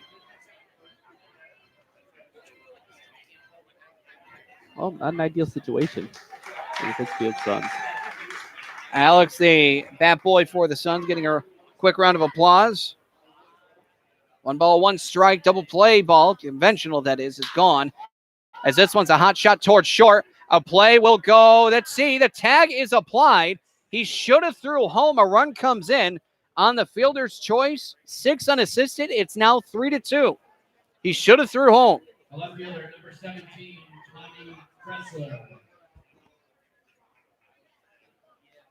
Yeah, a bit of an odd play there by Strack. Not sure if he didn't think as though he had the play at home. I really don't know on that one. He opted to go for the runner between second and third, which was an easy out given, but still an odd play. Here's a pitch, misses outside to the left-handed hitting left fielder, Tommy Kretzler, 1-0. But definitely a mental error. He had him dead to rights. Even if he retreated back to third, he still had a pickoff in between second and third because the runner was easily 3/4 of the way down there. Well, I think in Strack's mind, he didn't want to rush the throw over there. Pitch is in there, called strike, 1-1. To home plate to make the error. You do have a sense of urgency here, though. You can't be worried about an error every time that you throw. Otherwise, you're going to be focused too much on an error where you actually do give up an error. 1-1. Hot shot in the left center field. Going back, there's a center fielder, Dom Hughes. On the run, will make the grab, and that will end the inning, but not after the Rocks come back with a couple runs. That's 2 runs off of 2 hits, no errors, and 2 men left. We now head through 3.5 to the bottom of the 4th. It is 3-2. Suns lead the Rocks. You're listening to Pittsfield Suns Baseball on the Pittsfield Suns Baseball Network. I have my friends Seth and Wyatt down here. How the game works is. Give yourself the gift of a comfortable retirement by setting some cash aside for yourself. Saving a little of your monthly income can be as affordable as the average holiday gift. If retirement is near, you'll want to start saving right away. If you're younger, begin saving now, and compound interest will help your retirement funds snowball. A great way to figure out how much you'll need to save for retirement is to learn how much you'll get from Social Security. Do that in minutes at www.socialsecurity.gov/estimator. At the American Lung Association, we're fighting for a day when we can all breathe easier. We're fighting for clear skies over every city and healthy lungs throughout the country. We're fighting to free millions of Americans from the addictive grip of tobacco and the devastating effects of lung disease. The American Lung Association isn't just fighting for air, we're fighting for all the things that make it worth breathing, and we can use your help. See what you can do at fightingforair.org. Did you know the 3rd leading cause of fire deaths for older adults is cooking? Hi, I'm Rob Neal from the United States Fire Administration with important fire safety tips for seniors. Never leave cooking unattended because a serious fire can start in seconds. Don't wear loose clothing while cooking. Keep towels and pot holders away from the range. Double check the kitchen before you go to bed or leave your home. This message is brought to you by the United States Fire Administration, your local fire department, and this radio station. They're your friends. They're your neighbors. They're even famous entertainers. They're teachers. Okay, class, settle down. Open your book. They're scientists and astronauts. They're hams. They're 650,000 strong, and they're just like you. Earning your amateur radio license is easy. Just contact the American Radio Relay League at 1-800-326-3942. You're listening to Pittsfield Suns Baseball on the Pittsfield Suns Baseball Network at Paul Dowd Field at Wacona Park in Pittsfield, Massachusetts. Billy Madewell, Steve O'Brien Jr., and Colin Quinn as we're in the bottom of the fourth between the Brockton Rocks and the Pittsfield Suns. First pitch to the left fielder, number 6 hitter, Dylan Faircloth. That's fouled off. The count is 0-1.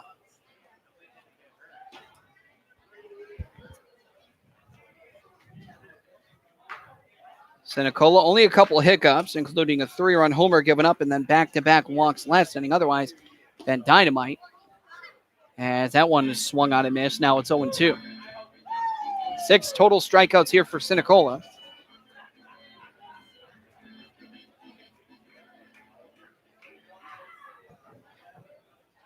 Here's the windup and the 0-2. Caught on a miss for strike 3. It's another strikeout for Sinicola as well as Faircloth, 7 on the day. And one of those victims is this man, the center fielder, Dom Hughes. He struck out looking. Kind of similar game story so far for Sinicola and Langford. Langford really, really effective, retiring 9 out of 10 batters that he faced in the first 3 innings and then having a hiccup last inning.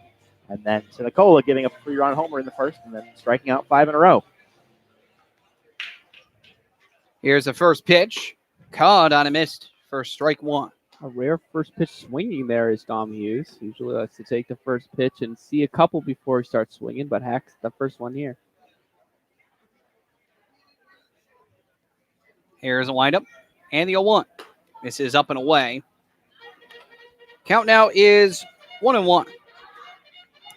I would love to see the cybermetric of how many pitches that Dom Hughes has seen every plate appearance. A check swing. Did he go? Yes, he did. The correct call. And now the count is 1-2. I would say if I had to take a guess, he's seen at least an average of in between 5 and 6 pitches per plate appearance. Sounds about accurate. Yeah. Oh. Court of public opinion makes me right. The 1-2, caught on a miss for strike 3. Now that is 8 for Sinicola. Bring up another strikeout victim, right fielder Kyle Cronk. The bottom half of the order not really having any success at all against Sinicola. 2 strikeouts for Faircloth, 2 for Hughes, and now Kyle Cronk looking to avoid those 2 strikeouts. Well, all the strikeouts go from batters 4 to 9, as that pitch is in there, called strike, 0-1, and nobody has reached base from batters 4 through 9. The 0-1, that one swung on. I think they hit the plate. Either way, it's strike 2.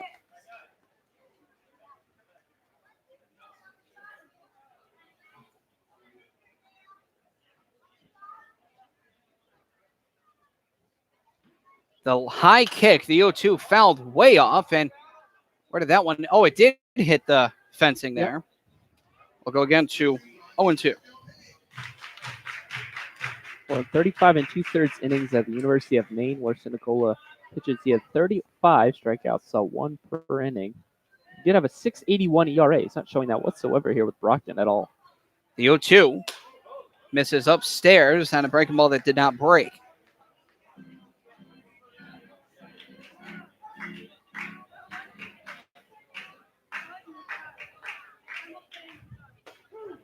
That is called strike 3 on the pitch.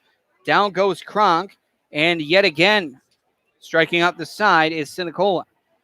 No runs, no hits, no errors, nobody left, striking out the side in order. Now through 4 innings to the top of the 5th. Suns lead the Rocks by a score of 3-2. You're listening to Pittsfield Suns Baseball on the Pittsfield Suns Baseball Network. So here's my cell phone number, my husband's cell phone number, and here's the number to the grandparents. The number of the restaurant we'll be at, it's just down the block. And I told the neighbors you were here, so if anything happens, anything at all, don't hesitate to call. And what's your cell phone number again? I don't think I put that in. Honey, what? Honey, he'll be fine. Okay, let's go. I know you're right. The odds of a babysitter calling 911, 1 in 1,400. The odds of a child being diagnosed with autism, 1 in 150. You know the odds of autism. Now learn some of the signs. No big smiles or other joyful expressions by 6 months. No back and forth sharing of sounds or facial expressions by 9 months. And no babbling by 12 months.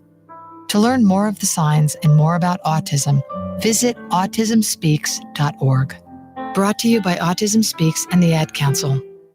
Getting your child home safely Tap your views together 3 times. is just a click away. There is no place like home. But making sure your child is in the right seat is just one of the steps down the road to safer travels. I don't know how it works. Find the right seat for your little one's age and size. There's no better way to get home safely. Know for sure that your child is in the right seat. How can I ever thank you enough? Get all the facts at safercar.gov/the right seat. Brought to you by the National Highway Traffic Safety Administration and the Ad Council.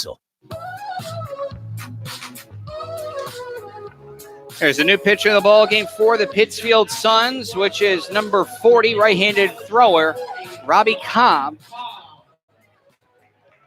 So Ryan Langford will be replaced after 4 innings of work. He will not qualify, will qualify currently for the win due to an obscure rule.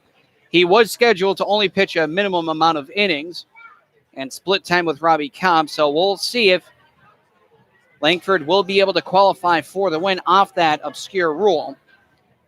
But it will be Robbie Cobb in his first appearance with the Suns. Going to be taking on the 8-9-1 hitters, Goulart, Sabatine, and Smith, who are collectively 0 for 4 with 2 strikeouts belonging to Spencer Smith, the leadoff hitter and the man in the hole. Well, for the new face, Robbie Cobb comes from a Nichols College. 49 in the third innings over there at Nichols. Struck out 22 batters, gave up 41 hits, 17 runs, all of them earned, 10 walks as well. Had a 3.10 ERA, very respectable, and a 5-2 record. If I believe my memory serves me correct, the man that was really touting Robbie Cobb was a shortstop for the Pittsfield Suns, Nate Cormier, his teammate, which is the case. First pitch, that misses low and away here to Goulart, who flew out to center his first time up. Cobb from the stretch. Here's the 1-0. Swung on, grounded, foul. 1 ball, 1 strike.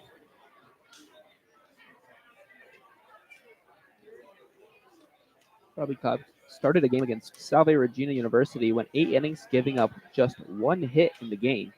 Had 1 strikeout as well, and a 9-1 win for Nichols.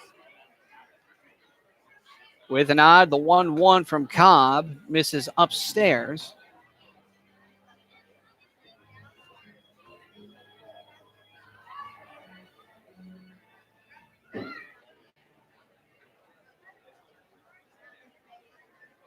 Cobb with a 2-1.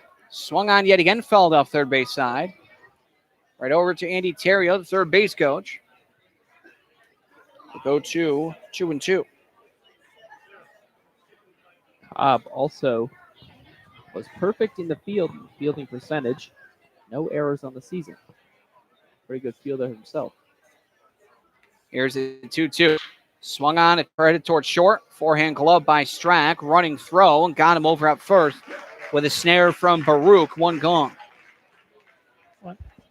Throw a little low from Strack, but no sweat for the excellent fielding first baseman Dan Baruch.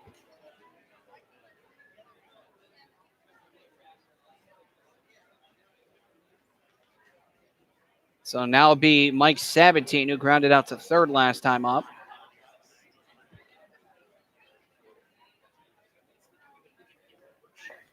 First pitch swinging, this one going into left center field. Center fielder digging in, but he'll get there on a 1-hopper, a base knock for Mike Sabatine. So nearly got away, actually. The pitcher grabbed that. This will bring up the leadoff hitter, Spencer Smith. He is 0 for 2 with 2 swinging strikeouts. Big lead at first for Sabatine. First pitch misses outside. Count is 1-0. Smith got to be extremely excited that Ryan Langford is out of the game. 0 for 2, 2 strikeouts in the game, both swinging. Sabatine 4 for 4 in stolen base attempts. Yeah, but very big lead over at first. Now here's a pickoff throw over to first. Baruch catches that right in front of his chest.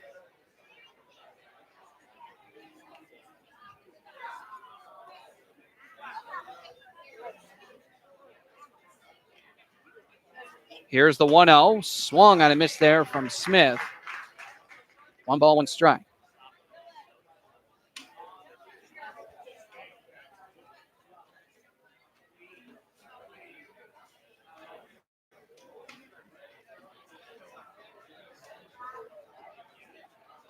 Cobb sets from the stretch.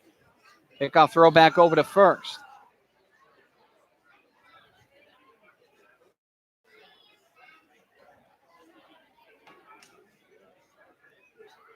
One ball, one strike, one gone, one on, and a one-run lead for the Suns. Ace is wild as the pitch stabbed at by the batter. Throw to second from third, over to first. Oh, not in time, just beating the throw. That will go down as a 5-4 fielder's choice, and that will get rid of the speedy Sabatine, being replaced by Spencer Smith over at first, which is not a good trade-off. 9 for 10 is Smith in stolen base attempts. Well, it looked as though Cormier might have had just the smallest amount of trouble turning that ball at second, which was ultimately the deciding factor in Smith getting down the line in time.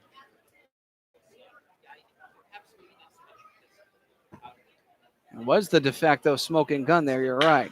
This one driven deep to left. Going back is Faircloth. This one is over his head. Rounding second here will be Smith. He's going to round third and head home, as that will be an RBI double by Eddie Hart. And the Brockton Rocks have tied it up at 3 apiece.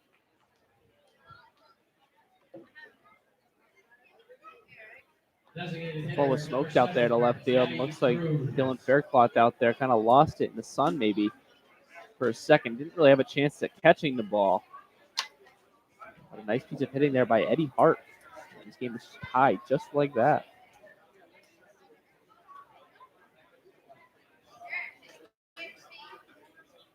So now here's Gabby Cruz, who is 1 for 1.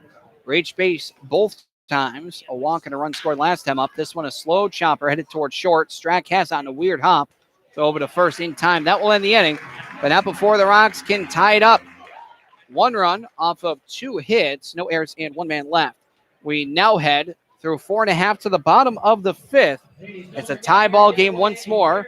Pittsfield Suns and Brockton Rocks knotted at 3 runs apiece. You're listening to Pittsfield Suns Baseball on the Pittsfield Suns Baseball Network.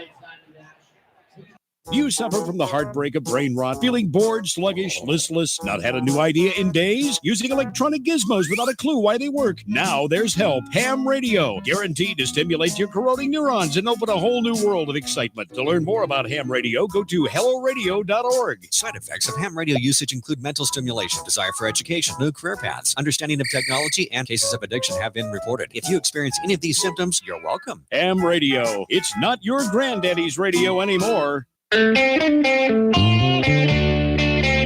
this is Paul McCartney on behalf of RAD. If you're drinking, you can't drive my car or any car. Remember, if you're partying this holiday season, don't drink and drive. Got it? It's just not worth it. Doesn't make sense. Thank you. Yes, I'm gonna be a star. A public service message brought to you by the U.S. Department of Transportation, RAD, the National Association of Broadcasters, and the Ad Council. They're your friends. They're your neighbors. They're even famous entertainers. They're teachers. Okay, class, settle down. Open your book. They're scientists and astronauts. They're hams. They're 650,000 strong, and they're just like you. Earning your amateur radio license is easy. Just contact the American Radio Relay League at 1-800-326-3942.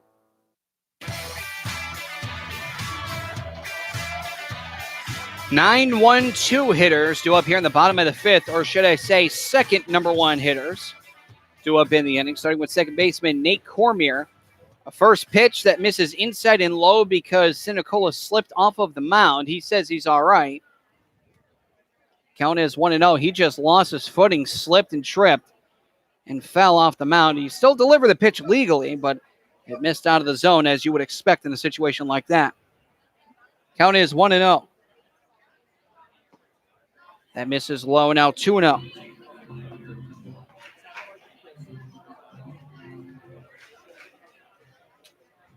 Sinicola settles. Here's the kick, the 2-0. Now it's fouled back. 2 balls, 1 strike here in the bottom of the 5th. Rocks have come back to tie it up at 3 apiece. It's a quick 3-0 lead for Pittsfield, but Rocks not going away easily. Now the 2-1. Just out of the zone for a ball. It's 3-1. And not a poor pitching day so far for the Suns, giving up only 3 runs on 5 hits to this point in the game. So not terrible, but the Suns going to have to figure out this Rocks pitching staff if they want to end up winning this one. Unless, of course, it goes to the Derby at 3-3. Here's a 3-1. Misses out of the zone up over the plate, and that's going to be a leadoff walk for Nate Cormier. So bring up Troy Strack, who's 1 for 2. A single and run scored his first time up in the first, and then he skied out to center in the third. More than a leadoff walk, Billy, going to your point earlier. That's the first base runner that the Suns have seen from their 4 through 9 batters so far.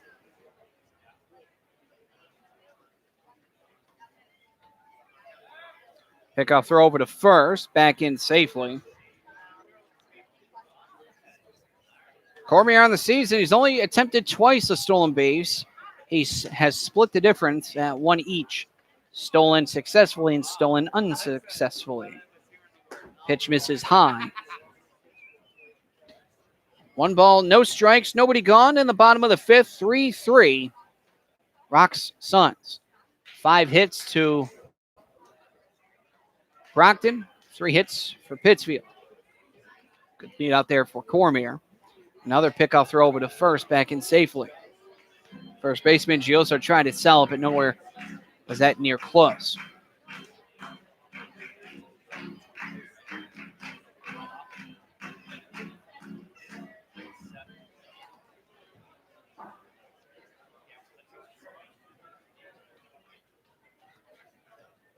Here's the 1-0 runner goes. This one is swung off the foot of Gioso, and it's caught by the catcher. Does not count as a pop-up when it hits off your foot like that. I should say it was off the ground and off his foot. Because if it was in the air, hit off his foot, went up, yes, that is a legal out. 1-1 the count here for Sinicola in his 5th inning of work. Really, since giving up that 3-run homer in the first, he's been doing fantastic. The only detriment to him has been 3 walks. Swung on and missed. There was Strax trying to make some sort of contact. It looked like a failed or misunderstood hit and run attempt with a swing like that.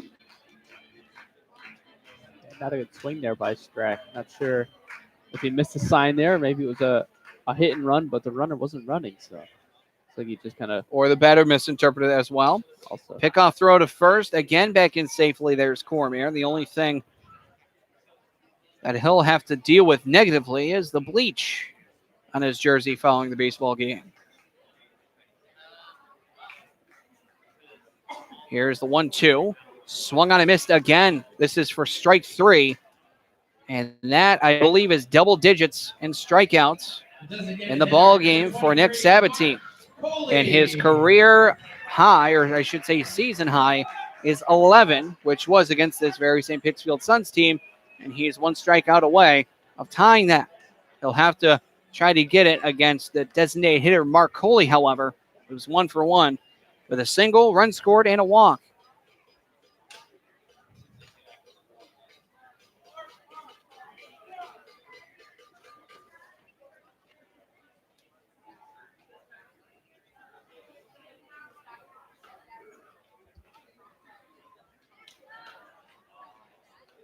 Setting from the stretch is Sinicola. Pitch. That's in there. A called strike. Coley wanting to see at least 1. It's 0-1. He swung at the first pitch back on the first. He looked at strike 1 on a swing and miss in the third. Now he's looking. A rainbow throw. More of a Henry Rowengartner throw over to first. Hopefully all of you get the reference. Gentlemen, either? Nope, can't say I do. Wow. The 0-1. Oh, looked good on the outside corner, but must have missed high. Looked perfect from here. It's 1-1. I'm actually shocked. Really? Yep. No, I was hoping you weren't going to ask, but no, I do not get that reference. Wow. That's something, I tell you. The 1-1, that misses low. Now 2-1.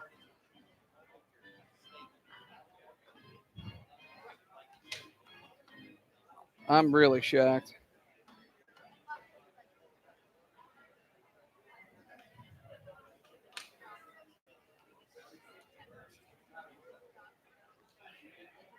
A hold, long hold, a 2-1. That's in there for a called strike 2. The umpire, I think, was almost about to ring him up there. I think so too. So it's called strike 2. I'll give you guys a hint. It's a baseball movie featuring the Chicago Cubs and Thomas Ian Nichols. Yeah, no. No. You I don't guys watch are missing movies, out. so I got nothing for you. Here's a 2-2 runner goes. Shatters his bat, a slow dribbler towards first. Flip over to the pitcher, and that's no save. He beat out the throw. The pitcher, Sinicola there. Very, very upset at the call, but Coley just beat it out, and that'll be an infield single. Well, right off the bat, that was a dangerous play for the Rocks. Coley flies down that line, and I was wondering the whole way if he was going to beat him there. Indeed, he does. And now here's another dangerous situation. Jackson Peterson, 1-for-1 with a 3-run homer and a walk on 4 pitches. Runners on first and second. Guys, a fantastic movie. I encourage you to watch, if not tonight, at some point. Rookie of the Year. Okay. Heard of it, never seen it. Pitch, that's in there, a called strike. Count is 0-1. Have either of you two seen Field of Dreams? No. Oh, no. I have not. I'm muting you. Yeah, you couldn't hear them laugh either because I muted their mics. The count is, okay, you guys are unmuted. That's fine. You guys have lives. Sure. If you haven't seen it, it's a fantastic comedy drama. Freak accident. And Henry Rowan-Gardner, 12-year-old Little League, throws 100 miles an hour on a fastball after basically tearing his UCL. Ooh. And then his muscles get too tight. This one lifted out into left field. Getting underneath this is Kretzler, trying to find it in the sun, and he does so. Cormier Bluffs headed to third. That'll be a fly out. Now Dan Baruch, the first baseman, he is 0 for 2 with 2 strikeouts. And Sinicola would love nothing more than to add one, which would tie his season high and get Dan Baruch to wear the hat on the ball game and to get out of this jam. Baruch 0 for 4 in his last outing, had 2 strikeouts. Here, 0 for 2 with 2 strikeouts as well in this game. So definitely looking to get it going after a hit streak of 4 games before that. Swung on a miss from Baruch. Count is 0-1. Baruch has seen nothing but strikes. 1, 2, 3 strikeouts, both in the first and third. Swing, swing, swing. Called, fouled, swing.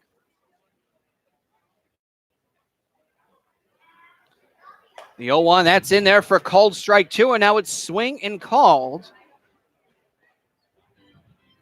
It's an 0-2 count here to Baruch, who needs to defend.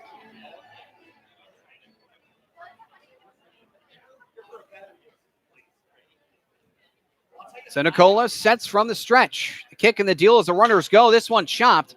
Foul. Over towards third. We'll go again to 0-2. And this is now the first time that Dan Baruch will see a 4th pitch. Baruch not happy with that one. Thought he might have gotten a pitch to hit there as he bangs his bat off the tip of his cleat. Stepping out of the box. He wants that one back. And he can't blame him.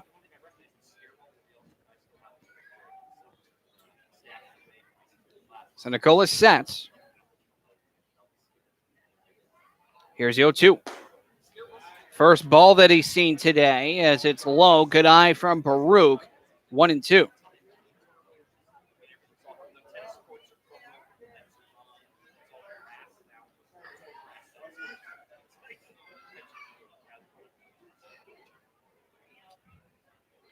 Sinicola has a sign. Kicks the 1-2.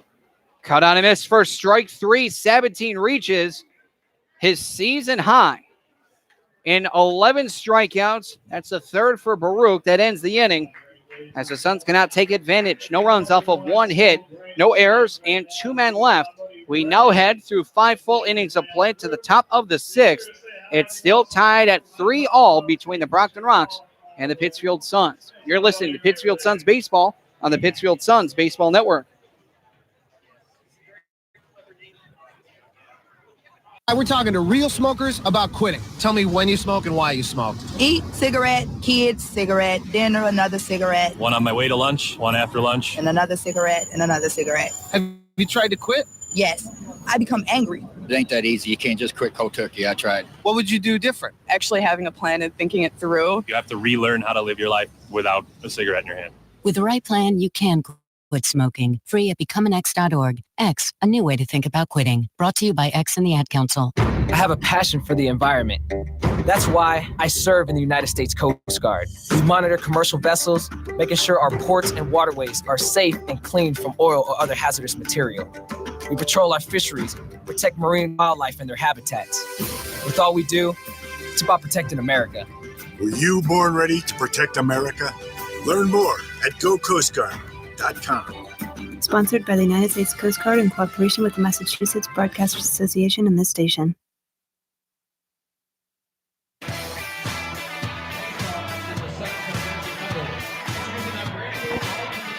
Now we head to the top of the sixth. It will be the middle of the order for the visiting Brockton Rocks. We'll start with Gioso, Murray, and Mara. Mara's always going to tie me up mentally, at least. Mara or Mara, it's Mara. The first baseman, number 15, Gabe Gioso. Going to give you a trip around the FCBL and MLB this inning, borrowing time. Actually, we'll wait till next inning, see if we get a sun delay. Here's a pitch. Chopper headed towards third, fouled off. Grabbing it nonetheless, there is Valenti. Throw it back to the pitcher. And indeed, the sun hanging low in the sky, as we were just discussing here in the booth during that last break. Sun delay not far off. It's squarely in our eyes now. Billy, you are standing. That's a smart thing to do. The 0-1 caught on and missed. Count is now 0-2, but here's the thing. There's a lip between the window and the window it comes pane. right in through there. Yeah, I still get a sliver. Yep. I'm gonna give it a shot, though. I'm going to see if this works for me. The 0-2 swung on, chopped towards third, also fouled off. Valenti will again fire back to his pitcher.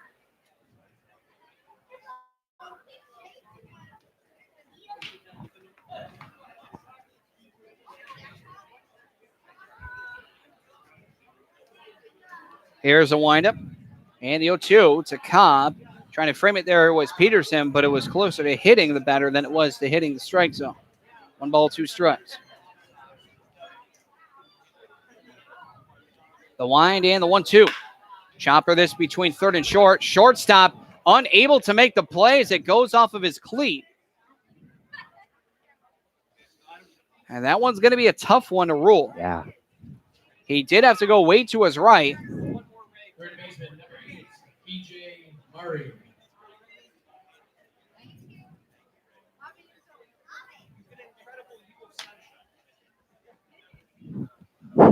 That is tough. Yeah, it is. He did have to go to his right, but because it's a questionable call, we'll give it a hit. But it's upon review. We'll look at it. We have to lean towards a hit in this instance. 1-2. This one a chopper towards first. Right there is Farouk trying to barehand, will not do so. Yeah, I think that's the right call, too. It was a tough play. Troy Strack had a range over, and then he would have to make a throw really off balance. And I think the runner over there, Giosa, would have been safe no matter what. I think this is a fair call of guesstimation, if you will. Tough play, trying to forehand it over to his right side. Going to have to throw it across his body. As this one's a chopper towards second. Flip over to short for 1. Over to first. In time with a stretch by Baruch. So ultimately, it doesn't matter as the runner's quickly erased on a 4-6-3 double play. Well, that was a beauty all the way through. Great flip, quick flip by Cormier at second to get that one started. And the Baruch special on display once again. And Baruch making the play at first to just barely get B.J. Murray. So close, I wasn't sure if Dan Baruch kept his foot on the base. It's tough for the umpire to see where his position was if he did so. But first pitch to Mara, misses outside. An RBI fielder's choice last time up for Mara. The shortstop decided to get the runner going from second to third instead of third to home and a throw home. So a run scored on the play, but that was collected. Popped up in the infield, headed towards Baruch at first. In foul territory, he will reach up and collect the final out of the inning. So foul pop out ends it in the top of the 6th. No runs, 1 hit, no errors, and nobody left. Through 5.5 to the bottom of the 6th, we now head to the bottom of that said 6th, and a 3-3 tie between the Rocks and the Suns. You're listening to Pittsfield Suns Baseball on the Pittsfield Suns Baseball Network. They're your friends. They're your neighbors. They're even famous entertainers. They're teachers. Okay, class, settle down. Open your book. They're scientists and astronauts. They're hams. They're 650,000 strong, and they're just like you. Earning your amateur radio license is easy. Just contact the American Radio Relay League at 1-800-326-3942. Hi, we're talking to real smokers about quitting. Tell me when you smoke and why you smoke. Eat, cigarette, kids, cigarette, dinner, another cigarette. One on my way to lunch, one after lunch. And another cigarette, and another cigarette. Have you tried to quit? Yes. I become angry. It ain't that easy. You can't just quit cold turkey. I tried. What would you do different? Actually having a plan and thinking it through. You have to relearn how to live your life without a cigarette in your hand. With the right plan, you can quit smoking. Free at becomeanx.org. X, a new way to think about quitting. Brought to you by X and the Ad Council. Did you know the 3rd leading cause of fire deaths for older adults is cooking? Hi, I'm Rob Neal from the United States Fire Administration with important fire safety tips for seniors. Never leave cooking unattended because a serious fire can start in seconds. Don't wear loose clothing while cooking. Keep towels and pot holders away from the range. Double check the kitchen before you go to bed or leave your home. This message is brought to you by the United States Fire Administration, your local fire department, and this radio station. Back to live action, bottom 6. And the first pitch is cut on and missed by Matt Valenti. The count is 0-1 as home plate umpire Brian Bernard in his first game here at Wacona Park and experiencing the sun delay. Well, looks like we're not going to have one. Pitch is in there, called strike. Count is now 0-2. It's at least in our eyes and seems heavy to be in the others. Now the 0-2. Misses well inside. 1 ball, 2 strikes.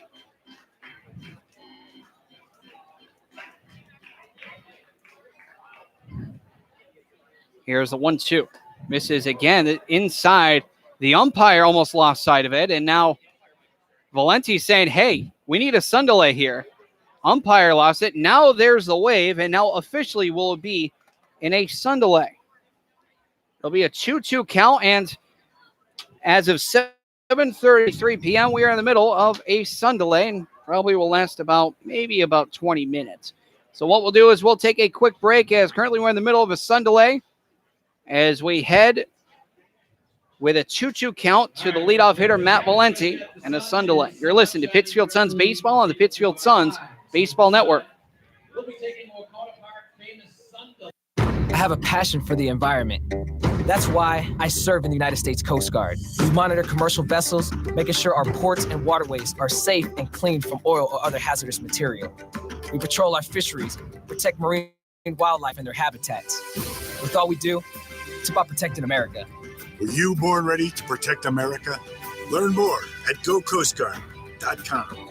Sponsored by the United States Coast Guard in cooperation with the Massachusetts Broadcasters Association and this station. The following commercial is sponsored by feedthepig.org, an organization devoted to helping you save money. We will not entice you with messages like lowest prices in town, dealer approved, certified pre-owned. Nor will we brag about our huge selection, enormous variety. We will offer no contingencies like see store for details. Legal exclusions apply. Because we simply want to help you spend smarter and save better. Log on to feedthepig.org. Find the benefits of saving for every stage of life. Brought to you by the American Institute of Certified Public Accountants and the Ad Council. Hi, we're talking to real smokers about quitting. Tell me when you smoke and why you smoke. Eat, cigarette, kids, cigarette, dinner, another cigarette. One on my way to lunch, one after lunch. And another cigarette, and another cigarette. Have you tried to quit? Yes.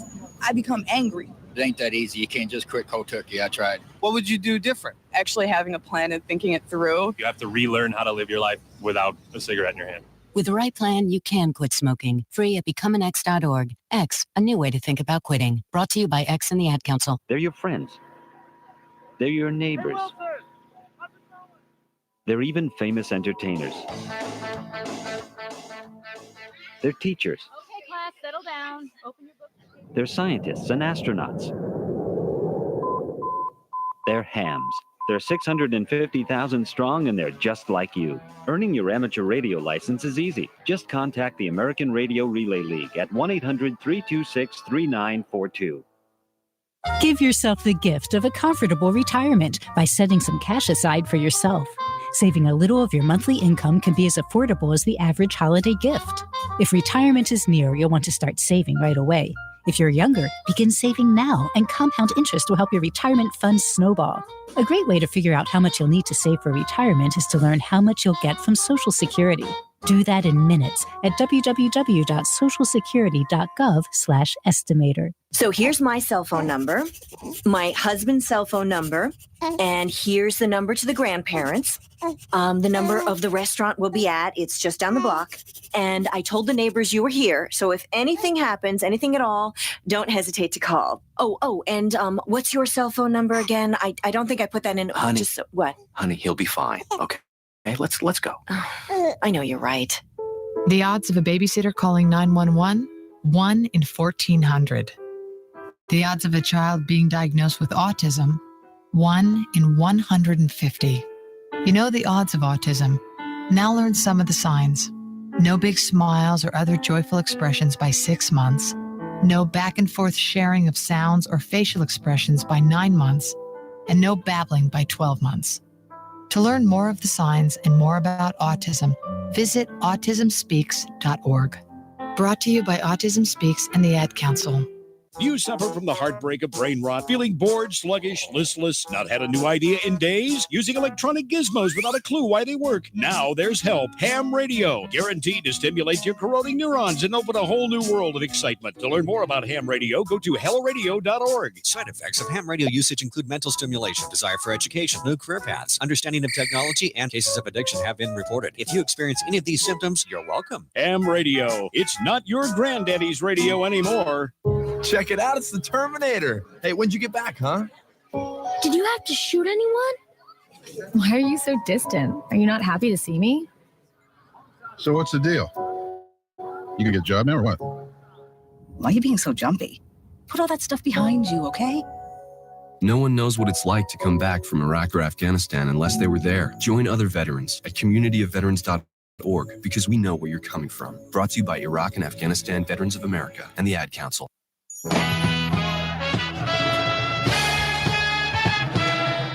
Welcome back to Paul Downfield at Wacona Park in Pittsfield, Massachusetts. Right now, in the middle of a sun delay. With that, they're having the promotion, part of the first annual Diamond Dash, presented by Hanush Jewelers. Now, with this, we don't know the specifics, but you'll hear it on the crowd mic. But, gentlemen, have a way with just a sun delay talk, whatever you'd like. Aye. About sports, of course. Yeah, especially the fair thrashing that the Red Sox have been giving the Yankees lately. Yep, that will be part of it. Don't you worry. I think in the past 2 games, they've had a 16-plus ERA, that being the Yankees. Yeah, it's been rough. I would not like to be Yankees fans. Thank you. I appreciate that sentiment, as heartfelt as it is. But, gentlemen, have at it. Alrighty. Well, before we head into any of that, we'll take a look around the FCBL as well as some MLB scores. 2 games currently in progress here in the FCBL. Well, 3 if we count this one, but we're currently not in progress. So, Worcester at Westfield. That one, a lot of scoring early. Worcester has a 2-1 lead there. As previously mentioned, Worcester opened the scoring in the top of the first with a Ben Rice RBI double, scoring Mariano Ricciardi and John Thrasher. That put the Bravehearts up 2-0, and then Christian Walsh had an RBI triple in the bottom of the first to bring Westfield a little closer on that one. Still, that score 2-1, top of the fourth. Meanwhile, in the bottom of the second, Bristol is up 1-0 on the Nashua Silver Knights, that one being played at Muzzy Field in Bristol. Now, just appearing the game now 2-0 Bristol. Jordan Danny Roth, with the RBI there for the Bristol Blues. So that's 2-0 now Blues, bottom of the second. Of course, The Brockton Rocks here visiting your Pittsfield Suns. That one is 3-3 here in the 6th inning. That is your look around the FCBL. We'll take a look at some MLB scores as well. A few games in progress in the MLB. The Red Sox up 9-5 on the Yankees, looking to take a sweep of that series. Of course, Red Sox blowing the Yankees out of the water in the last 2 games. Mookie Betts with 3 homers last night in an incredible offensive performance. The night before, what was it, 16 runs they put up? Maybe more? We'll get back to you on that one. Anyway, that one in the top of the 9th, Red Sox up 9-5 on the Yanks. Diamondbacks 6, Marlins 1, Braves 4, Phillies nothing. That one in the bottom of the 2nd, no score yet. Bottom 2, Cubs and Brewers. As the Diamond Dash about to begin here at Wacona Park. Yeah, my attention is really. Go ahead, Colin. My attention is really solely on this. Yes. I'm kind of interested. No, I'm intrigued as well, and this is what's going on right now. Let's just watch and see what's going on. Oh wow, look at all these ladies. They're running after these stars that were placed on the field, and they get to pick one up. And as I understand it, one of those stars will be the ticket to winning a pair of 3/4 carat diamond earrings here at Wacona Park. Just one of those stars will earn one of these lucky ladies the prize. Those 3/4 carat diamond earrings valued at about $1,200, as I understand. Not bad. That's a pretty sweet giveaway. You go see a Suns baseball game, walk away with a piece of jewelry like that. Come on now, that's a good deal. I'm interested to see who wins this one. I mean, this better go quick because the sun is quickly going down. Yeah, in my opinion, we could be playing baseball right now. We're not going to be here very long, that's for sure. We could definitely be playing some baseball right now, but they got this going on, so might as well let it happen. Yeah, the sun go away. And even better, this one's supposed to happen, as I understand it, originally after the game. It was, yeah. No better time than now while there's no baseball action going on. So heading back to that MLB recap, bottom 2, Reds up 1-0 on the Rockies. No score, Pirates at Mets, top 3. No score, Twins at White Sox, bottom 2. Indians up 4-0 on the Royals, bottom 1. Astros up 2-0 on the Cardinals, top 2. 3 games yet to come in the MLB. A couple of final scores that I missed here. Blue Jays walk off on the Rangers 10-9 in 12 innings. Dodgers 9, Nationals 3. That's a final. Mariners 8-1 over the Tigers. That's a final. Now games yet to come. 8:40 p.m. Giants at Padres. 9:07 first pitches for Orioles at Angels and Rangers at Athletics. That's your MLB scoreboard. As the women here on the field have arranged themselves into teams based on colors. Team blue being the one for which the lucky prize will be assigned, as our fabulous PA man, Mike Heck, is out hosting the event on the field.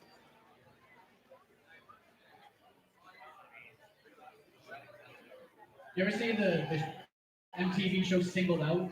That's what it looks like right now. A few MLB storylines here. All right, Team Blue, come forward. The MLB trade deadline is approaching. Not much happening yet in that deadline. Nothing much in the way of big names. One headline here, the Oakland A's acquiring left-handed pitcher Jake Diekman from the Royals in exchange for Ishmael Aquino and Darian Blanco. All right, number 1, you're going to kick this off. Other than that, no big names traded. The Mets are exploring a number of trade scenarios for starting pitcher Noah Syndergaard. Of course, the highly respected and effective extremely Noah talented. Syndergaard. He's very good. So very that would talented. be a big move. Another interesting development from today. Andrew Benintendi in today's game hit the shortest home run of the year. How about that? Was it like 302 or something like that? Of the year. 310 feet. Sliced wow. it just fair of Pesky's pole down the right field line. So that one, that's an interesting little tidbit for you. of course, the thing I'm perhaps most excited about, the NFL training camp has started. So football season has essentially, well, I wouldn't say began. There's no action yet, no games or anything. But it's kind of a fun time to read about some training camp stuff. Yeah, I mean, football's right around the corner, and the preseason games are coming around the corner as well. Yeah, and I'm pretty excited about that, to be sure. Things that people are not excited about. The Giants are having a rough go of it. Their wide receiving crew is just absolutely being decimated right now. Between their receiving crew, we have one receiver in Golden Tate that was suspended 4 games for a PED violation. One receiver in Sterling Shepard that has a fractured thumb and therefore will be missing time. And then one wide receiver, Corey Coleman, I believe, who has a torn ACL and so will not be seeing any action this season. And I don't say postseason because the Giants are not going to make the postseason. But, Number 6, you're still in the game. Number 8, unfortunately. So we have our Blue Star group down here on the field getting weeded out one by one. If I may employ a metaphor here, American Idol elimination style.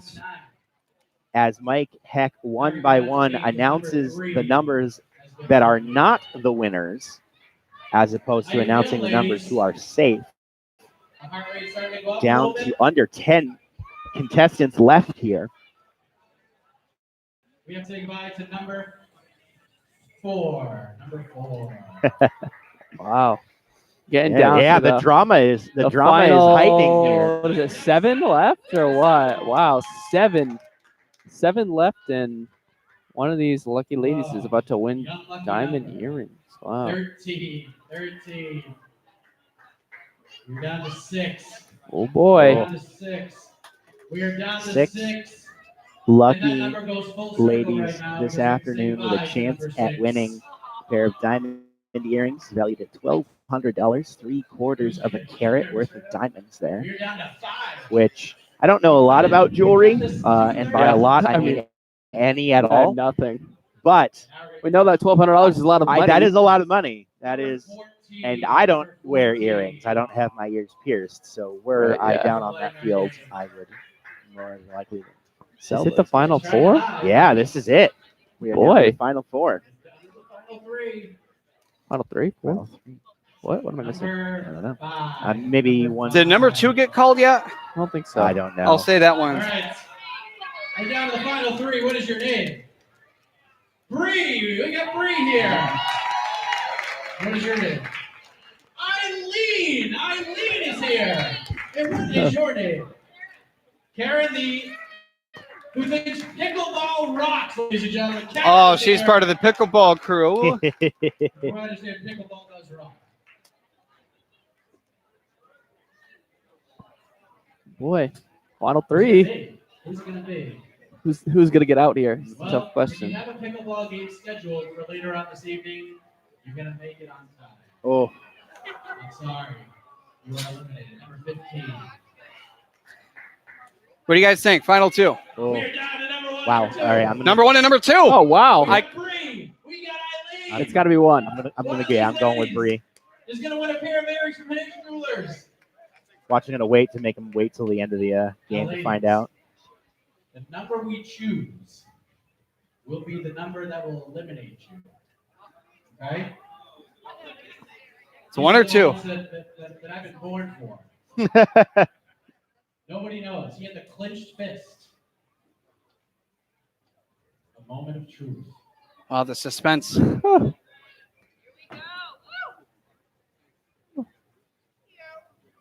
Ladies and gentlemen, we have to say goodbye to number 2. Oh no, I was wrong.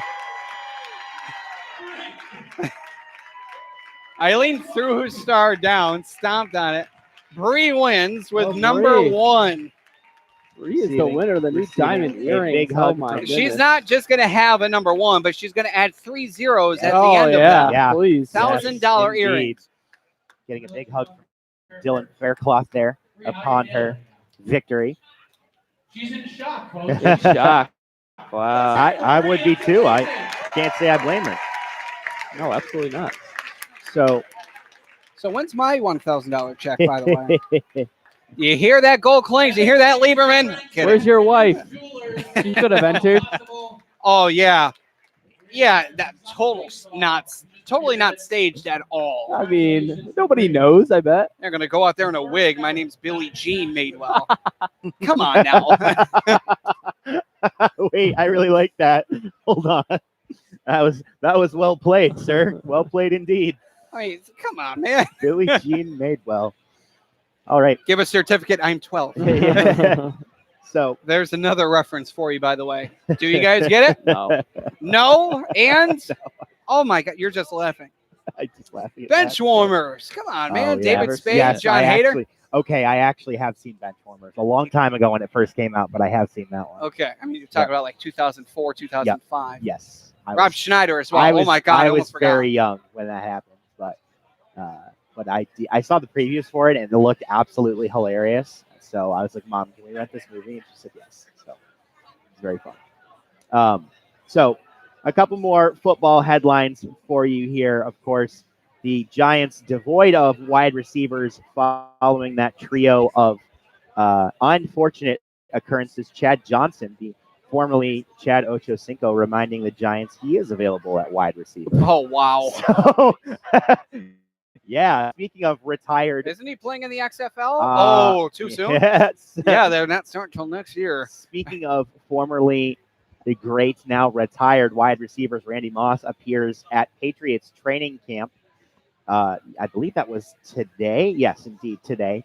And catches a deep bomb from Tom Brady. There's a video of that on the NFL memes page on Facebook if you want to check that out. Of course, 12 years later. Yeah, of course. It's been a while, certainly, but I've seen him as an analyst on I don't remember what network it is, but I actually really like Randy Moss as an analyst. ESPN. Yeah, I think it is ESPN.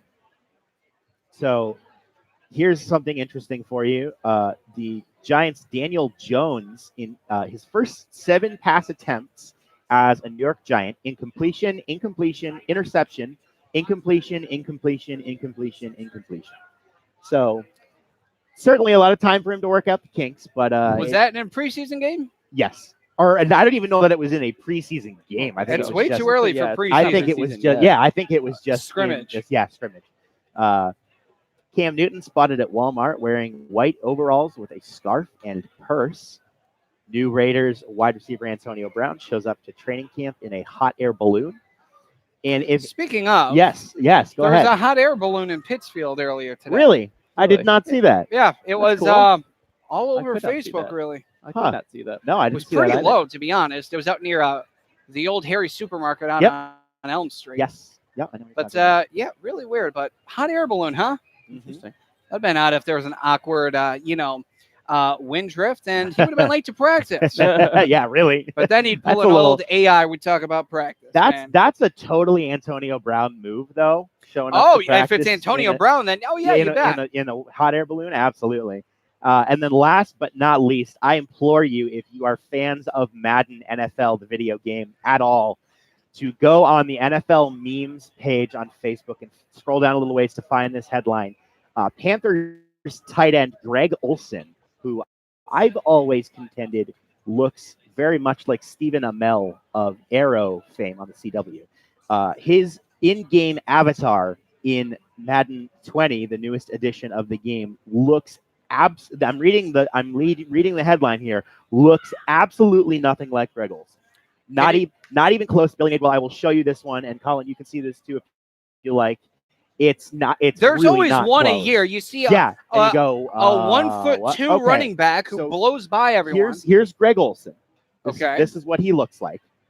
He looks like the guy from Stranger Things, to be honest. And here is his avatar in game. Come on, Twitter. Don't leave me hanging. Not now. I don't want the app. That's a default avatar. That's not even close. Oh my gosh, that's terrible. That's really bad.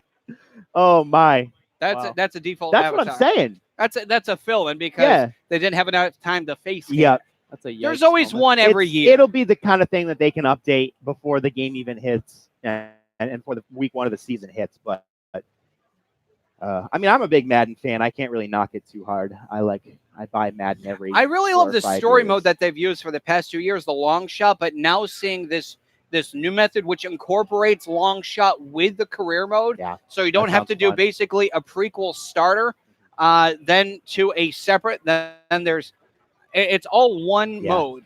Yeah, and it's nice to see how they tied it in from long shot days as well, back from Madden 2018 and 2019. The last one I got to play, I believe, was 16. I would always play with my roommate at college. We would. Oh boy. We only had one controller between the two of us, so I would play offense, and then when I turned over the ball or scored, I would hand him the controller. He would play I got to defense. see if I still have this picture somewhere. I'm somehow. excited for this. I did Madden's a Madden full of fun face stuff. scan, and I looked like an absolute ghost.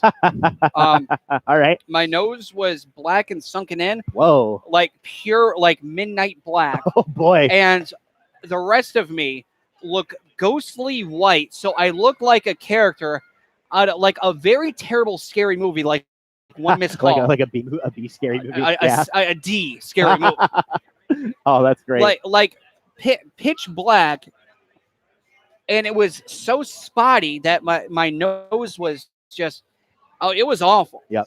But I got to see if I have it. Oh, here's another face scan I have from NBA 2K16. I was just gonna say that reminds me of those. My really scary. face is sunken in where my eyes are where my nose is, and my whole entire mouth is shifted over sideways. That face scan from NBA 2K16 is the kind of nightmare fuel that the world has not seen since, I don't know, Assassin's Creed Unity. And that. I'm gonna face give up. models. Well, if you ever end up finding it at some point later in the season, just let me know. Well, we're gonna Yeah, resume this contest as right now. There's a new pitcher in the ball game, obviously, with the sun delay. This will be number 33, Connor Lynchy. And for Lynchy for the Brockton Rocks, take a look at his credentials on the season. In 10 appearances, he's 1-2 with a 5.17 ERA in 15 2/3 innings. He's given up 15 hits, 11 runs, 9 of them earned, 4 walks to 21 strikeouts. Remaining with a 2-2 count will be Matt Valenti. And this batter, I believe, due to pitching count ruling, will belong and is the sole responsibility of Nick Sinicola. Here's a 2-2. It misses low. The count is now full at 3-2. 7:59. So a 26-minute sun delay. Here's a windup and the payoff. Swung on foul back. We'll go again to 3-2. Well, unfortunately for Sinicola, he has to exit the ballgame after a sun delay, but he pitched really, really well. So impressive here today. Season high in strikeouts with 11. We'll get to that in a moment. Just waiting to see if Valenti is retired or not. Here's a payoff. Misses inside, and that's a walk. Dylan Faircloth is 0 for 2 on the day. And let me double check and see if that is the case.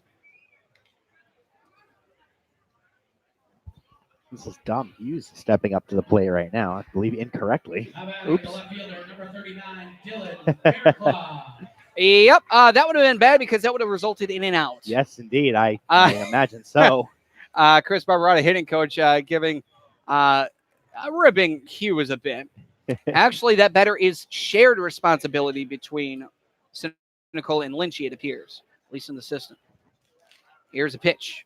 That misses low, gets away, but not an advancement. Count is 1-0 for Sinicola. He'll end up with, at this point in time, I believe it's still a no decision. 5 innings pitched, 22 batters faced, 3 runs all earned, 4 hits, 1 homer, 3 walks, 1 wild pitch, 11 strikeouts. His season high tied for it. That pitch hits the outside corner, 1 ball, 1 strike.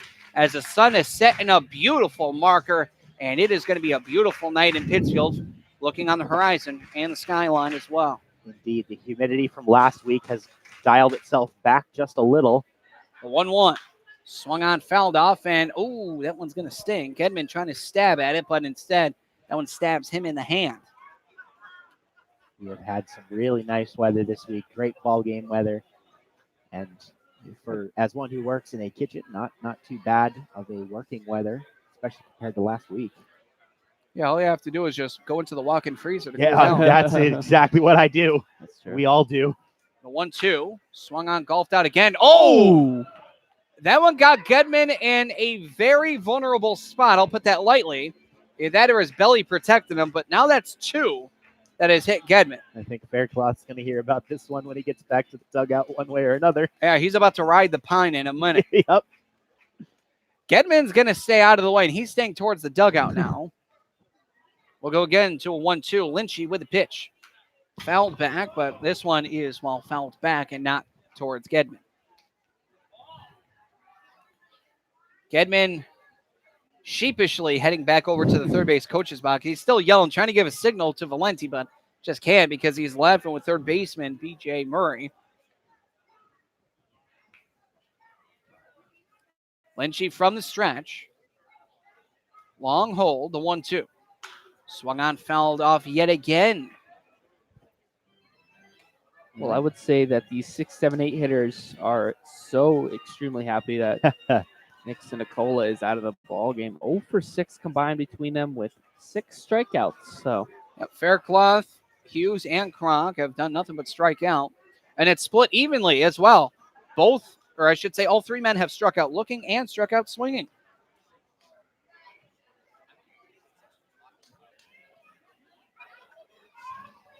Lynchy from the stretch. Here's the 1-2. Swung on yet again, fouled off. Good tough at bat here by Faircloth. 8th pitch on a 1-2 count upcoming.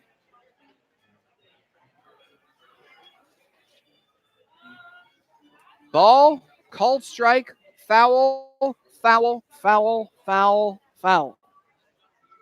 What's next?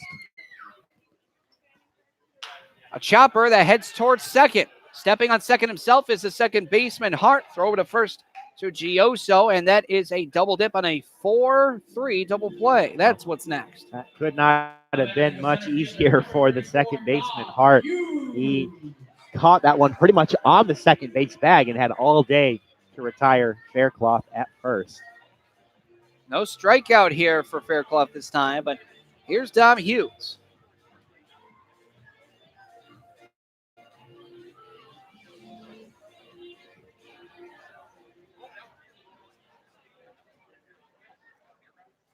Here's the first pitch to Hughes. And misses low and outside. Goes off the glove of Goulart. We saw Sinicola before the sun delay.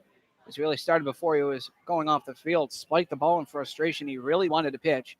1-0. That's in there. A called strike. 1-1. You got to love the passion from Sinicola. 11 strikeouts. And you got a guy 2-2. He easily could have gone for his personal best. But the season high right now is 13. Colin, you found this out. Jack Fox with 13. That's right. Who also leads the league in strikeouts at 60 plus. This one's fouled off first base side, 1-2 the count. It's funny, if I'm not mistaken, that game that Fox had the 13 strikeouts, it was against the Brockton Rocks. Fox is a starter for the Westfield Starfires.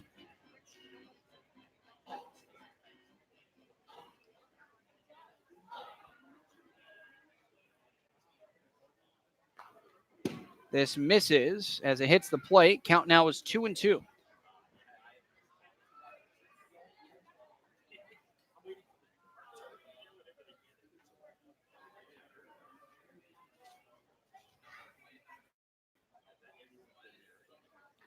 Here is the 2-2.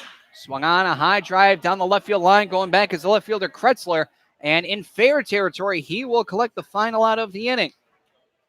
In between a 26-minute sun delay, the side is retired in order. No runs, no hits, no errors, nobody left. We now head to the top of the 7th through 6 full. It is 3-3 between the Suns and the Rocks. You're listening to Pittsfield Suns Baseball on the Pittsfield Suns Baseball Network. Check it out, it's the Terminator. Hey, when'd you get back, huh? Did you have to shoot anyone? Why are you so distant? Are you not happy to see me? So what's the deal? You gonna get a job now or what? Why are you being so jumpy? Put all that stuff behind you, okay? No one knows what it's like to come back from Iraq or Afghanistan unless they were there. Join other veterans at communityofveterans.org because we know where you're coming from. Brought to you by Iraq and Afghanistan Veterans of America and the Ad Council. At the American Lung Association, we're fighting for a day when we can all breathe easier. We're fighting for clear skies over every city and healthy lungs throughout the country. We're fighting to free millions of Americans from the addictive grip of tobacco and the devastating effects of lung disease.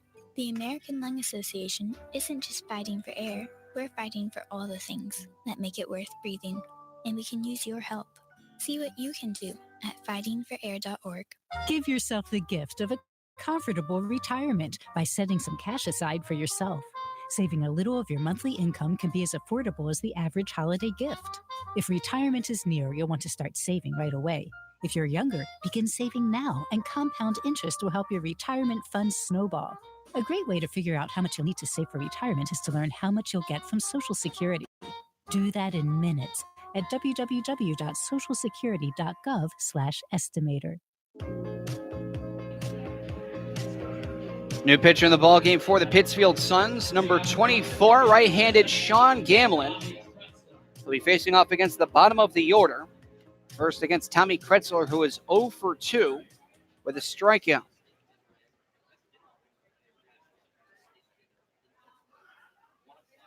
Working exclusively from the stretches. The pitcher, as the first pitch is low, 1-0. Looking at Gamlin on the season, in 10 appearances, he has an 0-1 record with a save, an 8.37 ERA. Limited action. 9 2/3 innings pitched, 11 hits, 9 runs all earned, 10 walks to 18 strikeouts. Here's the 0-1, hot shot in right field for a base knock for Kretzler.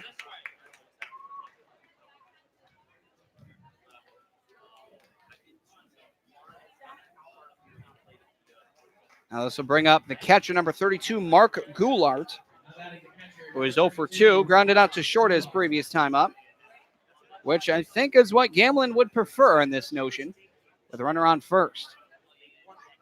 You're listening to Pittsfield Suns Baseball and the Pittsfield Suns Baseball Network. Billy Madewell, Steve O'Brien Jr., Colin Quinn, Paul Downfield at Wacona Park in Pittsfield, Massachusetts. Top 7, runner on first, nobody gone. Pittsfield Suns battling with the Brockton Rocks at 3 runs apiece. First pitch is outside to the catcher, Mark Goulart, for a ball, 1-0. It's been a very good summer to Sean Gamlin, hoping to really rewrite that here in the last couple of games left on the Suns schedule. Here's the 1-0. That one big swing and miss from Goulart. The count is 1 ball, 1 strike.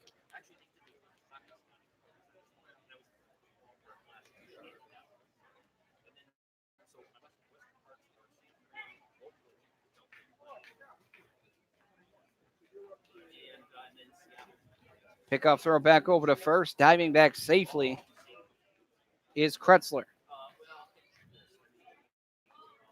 Gamlin had a respectable 4.15 ERA after an outing against the Navigators on July 10th, but had a bad outing against the Silver Knights on the 14th of July. 5 earned runs in just 1/3 of an inning.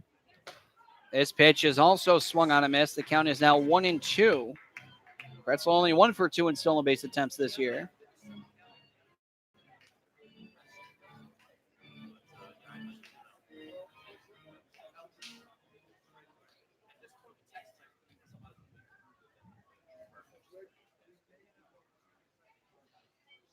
Runner goes as this one's fouled back. Count is 1-2, and a good thing that Goulart swung, even if it wasn't a 2-strike count, because a late break from Kretzler potentially would have saw Peterson gun him down at second. 3 runs, 7 hits, no errors for the Rocks. 3 runs, 4 hits, no errors for the Suns. Gamlin. 1-2. Breaking ball misses high. 2-2.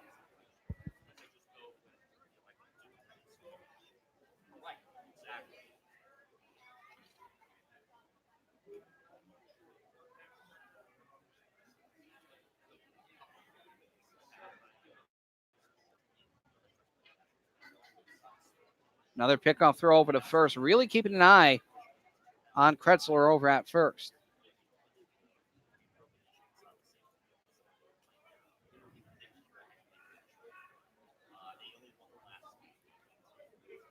Good lead for Kretzler. Gamlin from the stretch. Kicks and deals. A 2-2. Cut on a miss for strike 3. One gone, one on. And here's the number 9 hitter, Mike Sabatine, who notched a base knock to center on a weak line drive last time up. Gamlin is a big strikeout guy. He's averaging nearly 2 per inning he's pitched this year. He records 1 there against Goulart.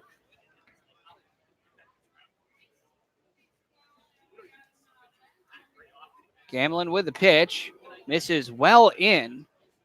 Count is 1-0.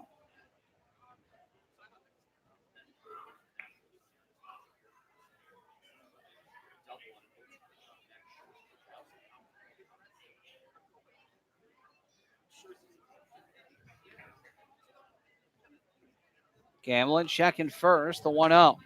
Hits the outside corner on a very generous call. And you can thank Jackson Peterson for framing that one. That one easily off the plate by about 2 inches. What's a good frame? Sabatine definitely not happy with that call at all.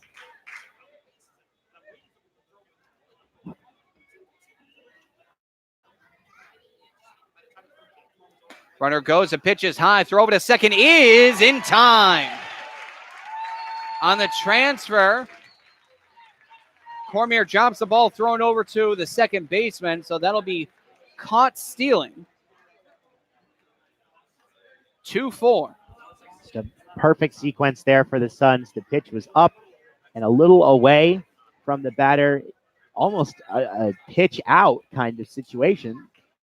Although probably not intentional from Gamlin. It gave Jackson Peterson the perfect angle to gun down the runner at second. 2-1. Swung on a miss for strike 3, or 2 rather. Now I'm starting to become Brian Bernard with almost calling strike 3. Well, I actually did that time.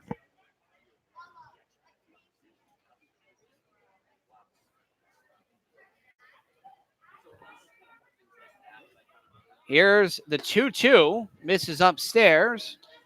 That is ball 3. Just want to make sure I got my call right on that one.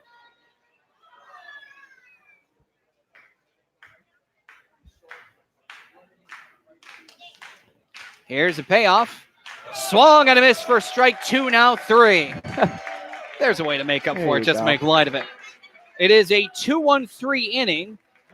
No runs off of 1 hit, no errors, and nobody left. It's stretch time here at Pulled Out Field at Wacona Park. 3-3 Roxon Suns. We're going to listen in to Take Me Out to the Ball Game. But I have 2 words for you. He is back. Leading us and Take Me Out to the Ball Game is the legend himself and Wacona Park's own, the returning Banjo Joe. Everyone sing along.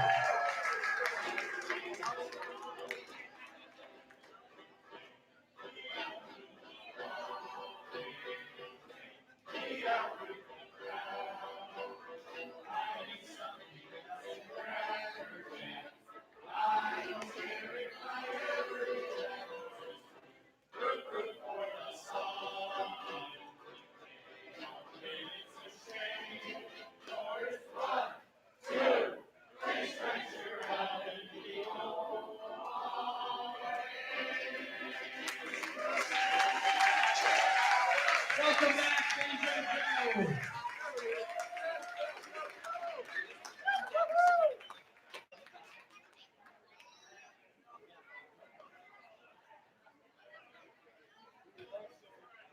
There's a new pitcher in the ball game for the visiting Brockton Rocks.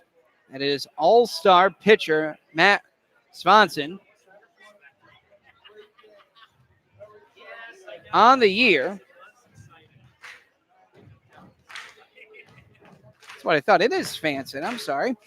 I had it already on the all-star game. Today I don't. Welcome to the life of Billy Madewell. 5 starts, 8 appearances. He is 2-1 with 1 save, a 1.83 ERA. 39 in the 3rd innings pitched, giving up 26 hits, 11 runs, 8 of them earned, 13 walks to 40 strikeouts. A lot of deadly strikeout artists by the Brockton Rocks. Matt Svanson. And leading off for the Suns, the right fielder, number 2, Kyle Cronk. Kyle Cronk will lead it off. 8-9 hitters due up. He hits the first 3 batters of the game. Since then, just 1 hit in the last 6 innings. That one, a dribbler over towards first. He's going to take it himself, that being Gioso. 1 pitch, 1 gone. A pitcher's best friend. I also bring up second baseman Nate Cormier, 0 for 1, a walk last time up. Cormier has been a hero of late for these Suns, offensively going nuts to propel the Suns to a couple of wins lately here at Wacona. See if he can get something going here as we head into the later innings. Svanson with the first pitch, a flash bunt, pulled back, called strike anyway. And it's 0-1 here to Cormier. Third baseman Murray saw it coming. He cheated in a bit. The 0-1. Swung on a miss for strike 2 on a breaking ball. Looked like a slider of sorts from Svanson. If it wasn't, it was a curve.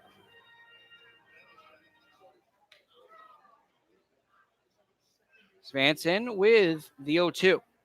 A check swing. Pitch is low and outside. The second time that the Suns are seeing Matt Svanson. Last time they saw him, 7 innings, 1 hit given up, 5 strikeouts in the game. The 1-2. Defensive swing, swung on first base side. That's going to go foul out of play. Oh, and nice did he catch snag. that? Yes, he did. All right. And guess what he's wearing? Suns hat. Suns ball cap. Suns hat and Suns shirt. Yes, indeed. I think and now with the Suns baseball, the trifecta. Yeah, that's why you bring your glove to a ball game. He knows how to use it, clearly. Count is 1-2 from the stretch. Svanson, the 1-2. Swung on chopper towards first again. Takes an odd hop. First baseman's going to run himself and collect the out. He's having a busy day this inning. That being Gabe Gioso sprinting. Troy Strack is 1 for 3. He singled and scored a run back in the first.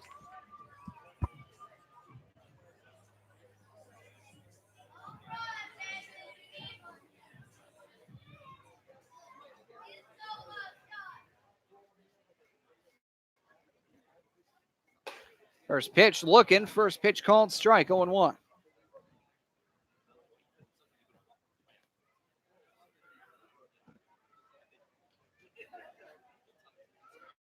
The 0-1 holding off as it misses low and outside. A ball, a strike. The Suns working their way towards the section of the lineup that has been good for them. Strack, Coley, and Peterson reached base 6 times out of 9 at-bats. A 1-1 foul back. Now 1-2. That's really been the only part of the lineup that's been good to them here in this game.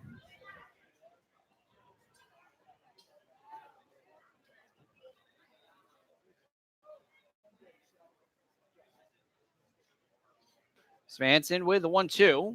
Caught on a miss for strike 3. And that will end the inning. No runs, no hits, no errors, nobody left. A 1-2-3 inning for the Rocks defense and pitching. 7 full innings to the top of the 8th. 3-3 Rocks Suns. You're listening to Pittsfield Suns Baseball on the Pittsfield Suns Baseball Network. They're your friends. They're your neighbors. They're even famous entertainers. They're teachers. Okay, class, settle down. Open your book. They're scientists and astronauts. They're hams. They're 650,000 strong, and they're just like you. Earning your amateur radio license is easy. Just contact the American Radio Relay League at 1-800-326-3942. Hi, this is Paul McCartney on behalf of RAD. If you're drinking, you can't drive my car or any car. Remember, if you're partying this holiday season, don't drink and drive. Got it? It's just not worth it. Doesn't make sense. Thank you. Yes, I'm gonna be a star. A public service message brought to you by the U.S. Department of Transportation, RAD, the National Association of Broadcasters, and the Ad Council. Did you know the third leading cause of fire deaths for older adults is cooking? Hi, I'm Rob Neal from the United States Fire Administration with important fire safety tips for seniors. Never leave cooking unattended because a serious fire can start in seconds. Don't wear loose clothing while cooking. Keep towels and pot holders away from the range. Double check the kitchen before you go to bed or leave your home. This message is brought to you by the United States Fire Administration, your local fire department, and this radio station. New pitcher in the ballgame for the Pittsfield Suns. It's a fresh arm. By fresh, I mean brand new, as in he just joined the roster today. Number 26, Dante Moran of St. Michael's University. Colin, do you have stats on this young man? I do. 10 appearances this season, 8 starts. He was 2-5 with 1 complete game, 51 in the third innings, giving up 51 hits, 44 runs, 34 of those earned, 18 walks to 37 strikeouts. Gave up 2 home runs and had a 5.96 ERA. He's a utility man as well for St. Michael's University. Hit 224 this season, but hit 278 in his previous season with St. Michael's. Has a home run to his name, 29 career RBIs, 13 doubles, 79 hits in total. Two-way player.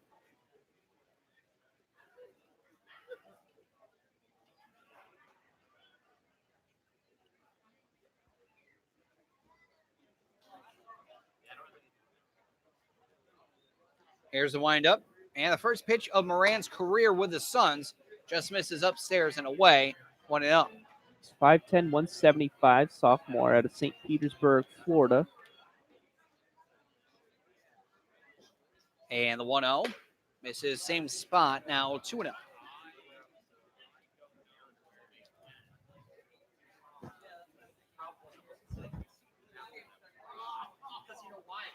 Here is a 2-0, well outside this time. Now the count is 3-0.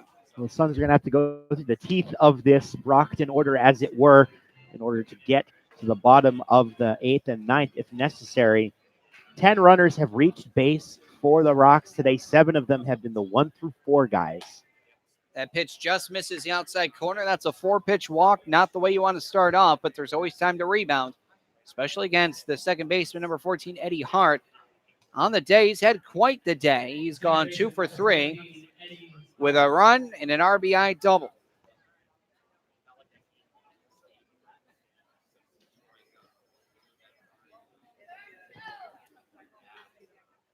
Eddie Hart is one of just 2 guys in the game that has multiple hits. He's the only one on the Rocks roster that has 2 hits. Mark Coley, the other guy. Oh, that hits him. Gabe Gioso, the man on deck, also does have 2 hits, but this will bring up Gabby Cruz now as the pitch went well in. 5 balls, including a walk and a hit by pitch. Here comes Brandon Shalika. Is not going to waste any time here. Not worried about that. Gioso with 2 hits. I marked his hit back in the 6th inning as an error, but we decided that it definitely was a hit. So, indeed, 2 hits for Gioso as well.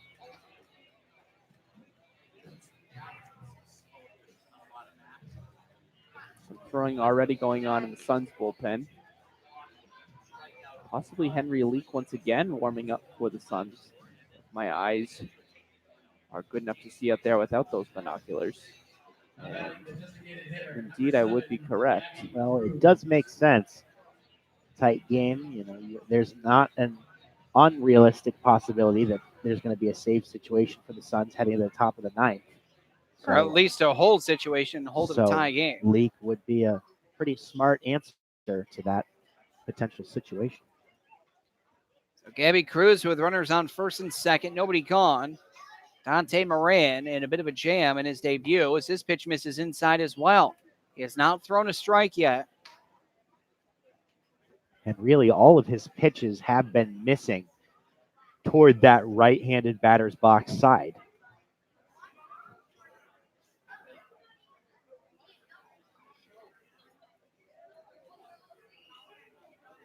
Here is the 1-0. A check swing, and there's a first strike as it's fouled off.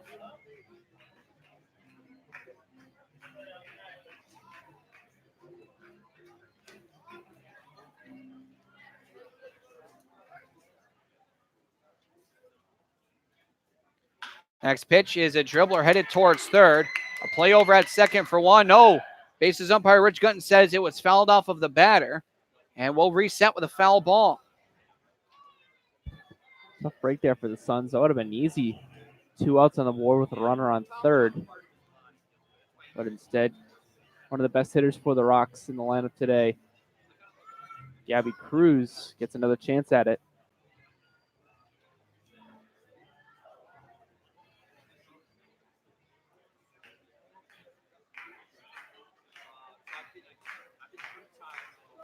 Here's the pitch. This one swung on, headed towards the first baseman, and no play.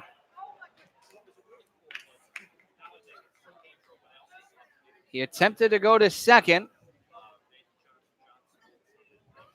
Didn't have a play, then went over to first. First baseman, number 15, Gabe Gioso. Well, Trying to avoid the previous rule that I've incorrectly scored this on. That has got to be a single, if that was the same case for Ben Rice earlier in the season. So that'll be a single. Suns in a right pickle here. Swung on, fouled off. Count is 0-1. Gabe Gioso, 2 hits in the ballgame. He's 2 for 3, reached each time. However, the fielder's choice said he grounded out in the first 2, ended the inning. Moran really going to have a tough time getting out of this unscathed, as the Suns really need him to do right now. They've been unable to solve Brockton's pitching today, with the exception of the first inning. That one foul tipped into the mitt there of Peterson. Count is 0-2.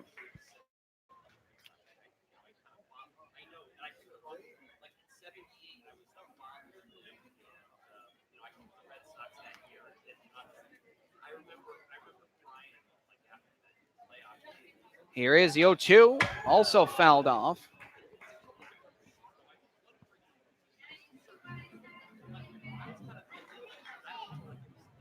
See how Dante Moran is able to settle down, if he's able to settle down here, really come back and get this guy out here, maybe get a ground ball, get him out of the inning. High fly ball. This is going to score at least 1 run. Going back is Hughes, and this one will go all the way to the wall. 1 run will score.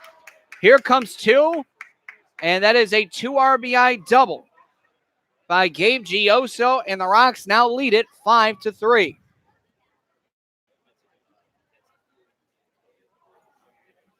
He hit it a ton, all the way out to deep center field, right center field. Not be able to get there was Hughes. A 2-run score. Now here's B.J. Murray, who is 0 for 3, grounded out into a double play. It's time up. The infield going to come in here.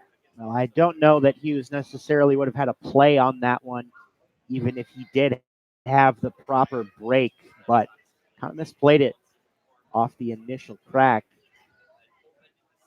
First pitch that misses outside against the lefty, 1-0. Went a lot deeper than I think he was expecting it to.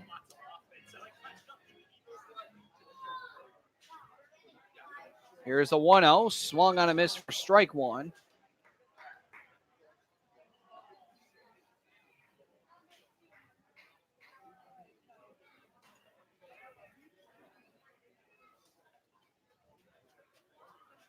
Here's a pitch that hits the outside corner. Now 1-2.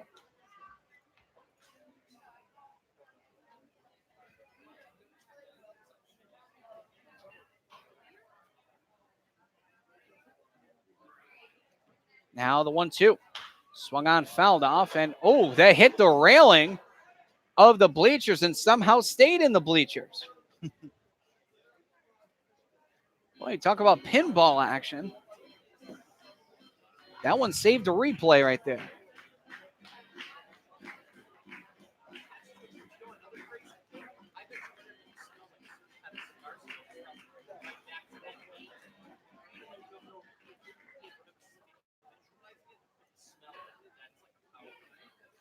Here's the next pitch. Called strike 3 on the outside corner.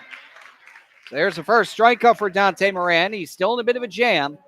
1 out, runners on second and third. And here's Andrew Mara. 0 for 3 with an RBI fielder's choice. I wonder if, given the situation, we would see an intentional walk of Mara here. Try to set up the inning in the double play. It doesn't look like that'll be the case.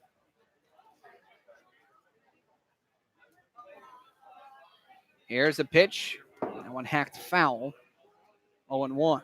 The infield is pulled in here for the Suns to knock down any additional runs possible on a ground ball. So I think that's what the Suns are going to go for instead of the intentional walk. Indeed. This section of the lineup, 6 through 9, is collectively 2 for 9 on the day. So odds in favor of the Suns here. Oh, somehow Peterson able to grab it as it's behind the batter. And Peterson saw that one all the way. He knew exactly what he had to do to make that play. What a veteran move. If the Suns managed to come back in this one, remember that play by Peterson.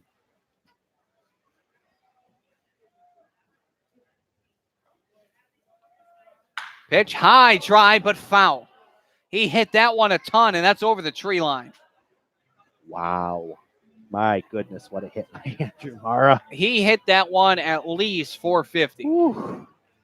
That went over the tree line, but foul. Count is 0-2.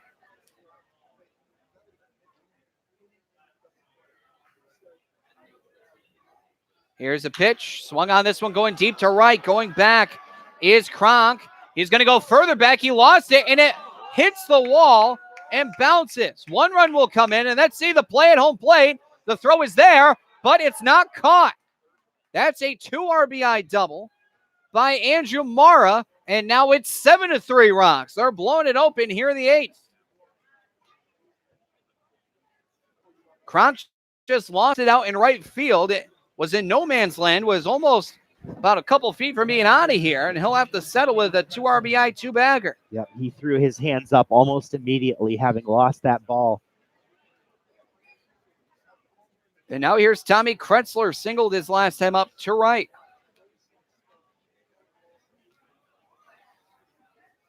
I wonder if the lights played a factor in that, losing the ball. Poor Kronk, pretty routine fly ball. Hung up there for a little while. Just couldn't find it in time. That's in there, called strike. 0-1. That one plenty deep enough. Would have at least scored 1 had Kronk made the play on it, but hit brings in 2 instead. This one towards second, sliding is Cormier. Throw from his knees, and he got him. Runner advances over to third, but what a play there from Nate Cormier. Well, Colin, you talked to him about his defense during the pregame. It's right there. He's been really good defensively all year, has Cormier, and he shows it off there. Now the catcher, Mark Goulart, with run number 8, potentially 90 feet away.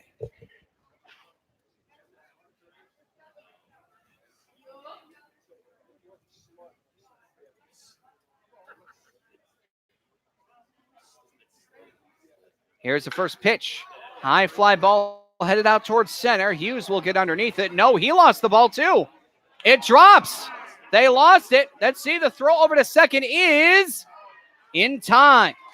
An RBI single by Mark Goulart, and then he's gunned down as the outfield lost it, but the run comes in. It's 8-3 Rocks, 5 in the 8th. We'll be right back with more Pittsfield Suns baseball on the Pittsfield Suns Baseball Network as we listen into the crowd sing Sweet Caroline.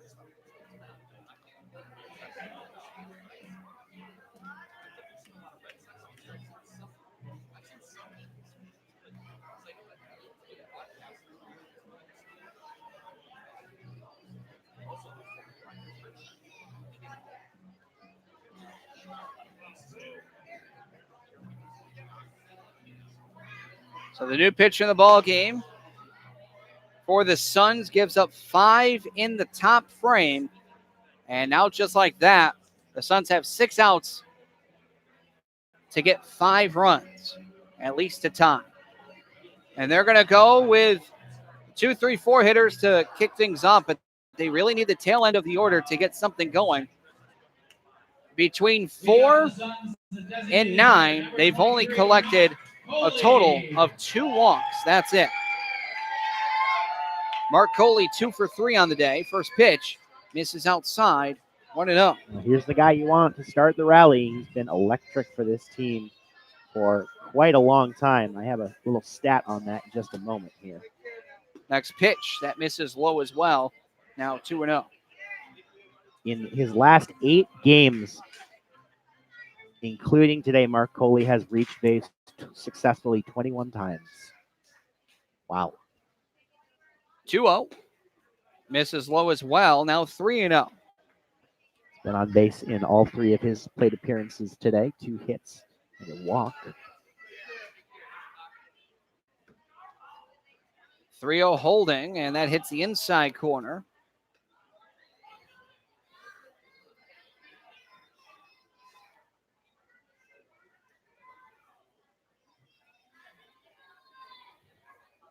Here is the 3-1.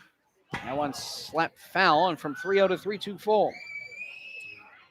Suns need to get Mark Coley on base, and they need to start a rally here now. They can't wait till the 9th inning and expect to pile up 5 runs with the bottom half of the order, which may or may not be scheduled. Curveball called strike 3. What a beautiful pitch from Svanson. Down goes Coley for the first time on strikes. And this will bring up Jackson Peterson. Number 13, Jackson Peterson.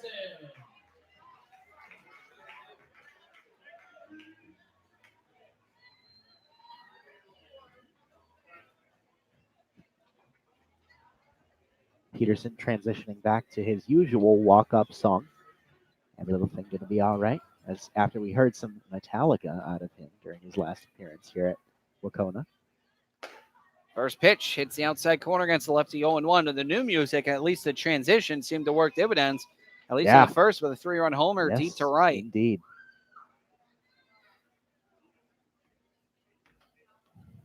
Here's the 0-1. Taking that below the knees over the plate. Now 1-1. Good eye there on the catcher, Peterson.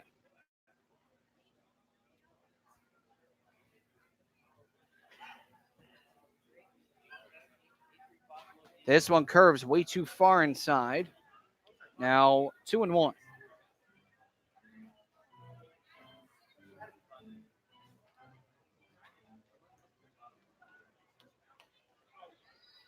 Here is now the 2-1 from Lynchy. It's fouled off.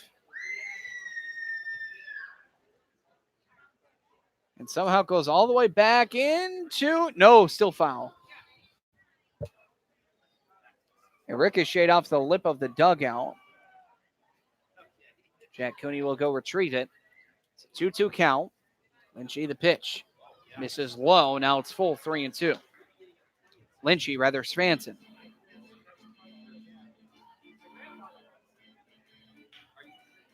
It's an all-star versus all-star matchup here with the very next pitch. Svanson kicks the payoff. Slow curve, and that is too far inside, and that is a walk. Close pitch there, but Svanson didn't get the call on the inside part of the plate. Good eye there by Peterson. We'll head down to first base, and a guy that has struggled all day long, Dan Baruch, up to the plate looking to get something going. He's 0 for 3 on the day with 3 swinging strikeouts. He really wants to turn it around. Here's a pitch. Pitch way inside, but still swung on and missed. Count is 0-1. Baruch realizing immediately his mistake with the swing.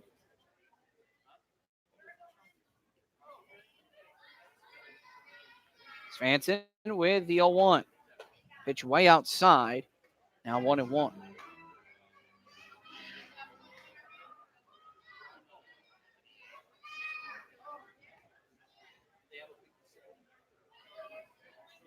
Again, setting from the stretch is Svanson. The 1-1. Swung on a miss, gets away from the catcher.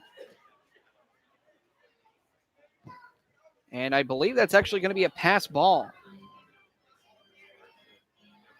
Baruch has been fooled on a number of these pitches today, not just in this at bat. He's had a real tough time seeing the ball.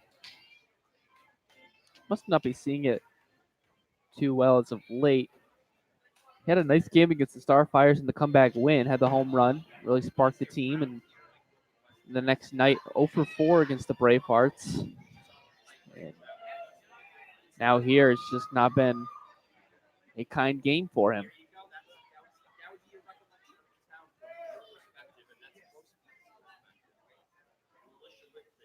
Here's the 1-2. Called strike 3. 4 strikeouts for Baruch.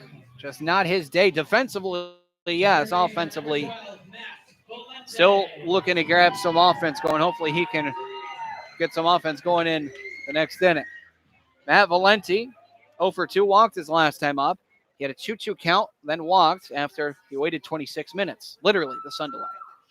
Pitch, that is called strike on the outside corner. 0-1.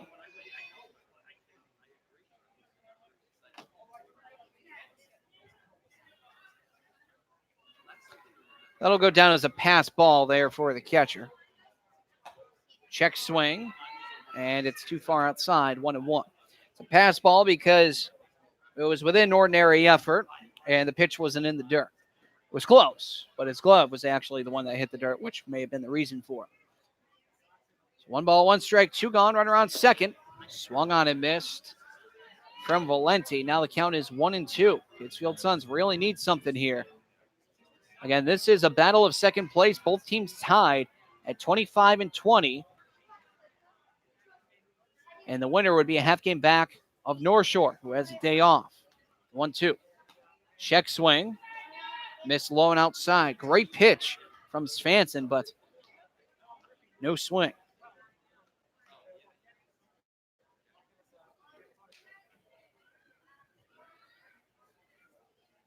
Here's a 2-2. Called strike 3 on the lower outside corner. Pittsfield Suns with a tough break at the plate. Just cannot swing the bat with some contact. And a lot of strikeouts accumulated. So now we head to the top of the 9th as the Rocks, they lead the Pittsfield Suns by a score of 8-3. You're listening to Pittsfield Suns Baseball on the Pittsfield Suns Baseball Network. You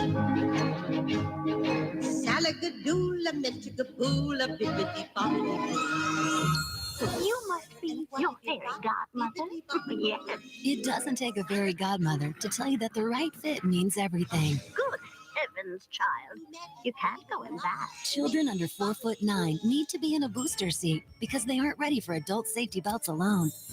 Many parents miss the important step of booster seats. Maybe you better explain things to him. Booster seats raise your child up so that a safety belt designed for adults will fit and protect them properly. Oh, that does make a difference. Remember that 4'9" is the magic number, and get your little pumpkin there safely in a booster seat. Hop in, my dear. Oh, thank you.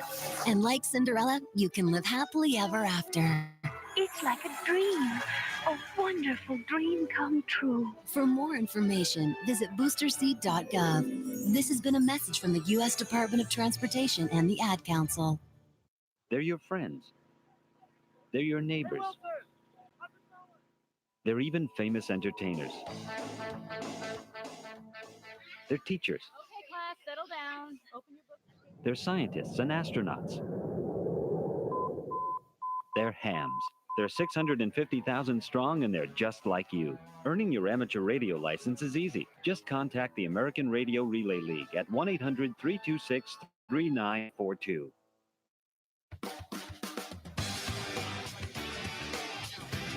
New pitcher in the ballgame for the Suns. It's left-handed hurler, the big fella, number 20, Mackenzie Gay, for the Pittsfield Suns. For Mackenzie Gay, he's only appeared in one game where he pitched 2/3 of an inning, gave up 1 hit, and walked 1, and that 1 hit was a triple.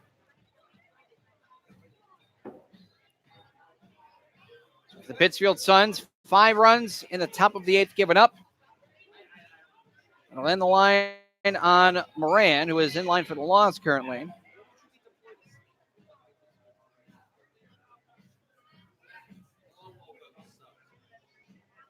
And for Mackenzie Gay, what he is going to have to go up against is the 9-1-2 hitters, Sabatine, Smith, and Hart.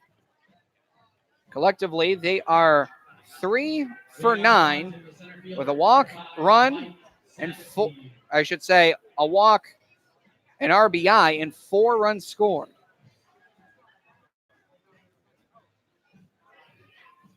Also, one of those hits a double.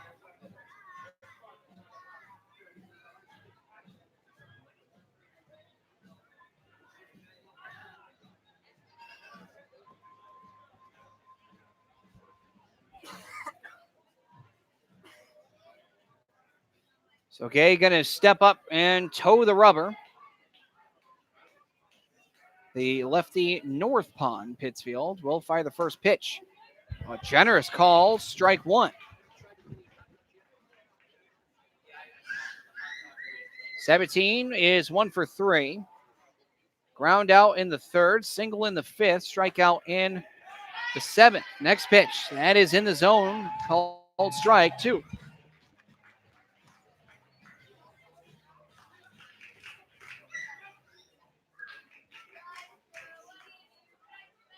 This one lifted high in the air towards left. Going to grab this one is Faircloth, who will take a couple steps in and to his right and collect the out.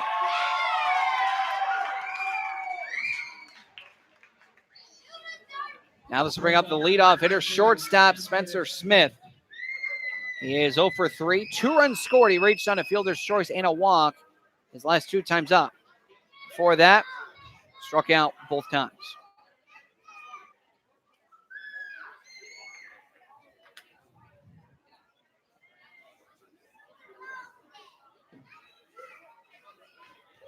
Here's a pitch, misses well outside and 1-0.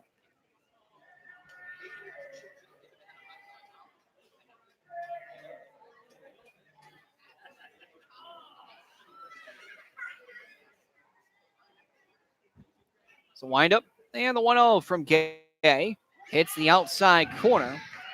Called strike 1. A little deceptive grab there from Peterson. It did hit the strike zone, but he was expecting in. Moved his glove out. Correct call by Brian Bernard, home plate umpire, with a strike call. Doesn't matter where the glove ended up. It's where the pitch came over the plate. 1-1. Ooh, that one a little high and tight, and that backs up Smith as he does the limbo and gets out of harm's way. Safe to say that's a ball. I would think so, hopefully.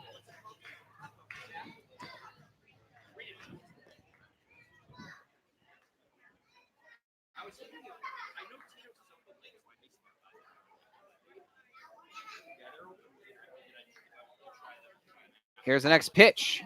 That's at the knees, a called strike, which is strike 2. 2-2.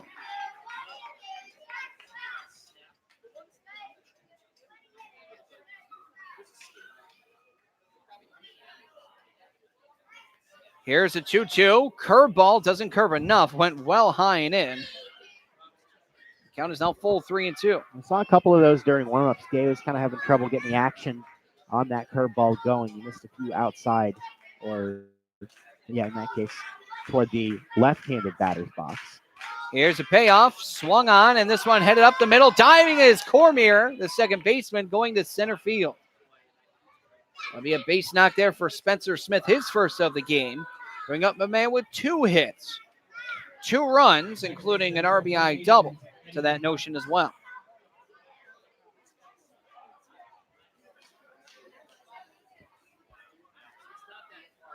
He was hit by pitch last time up.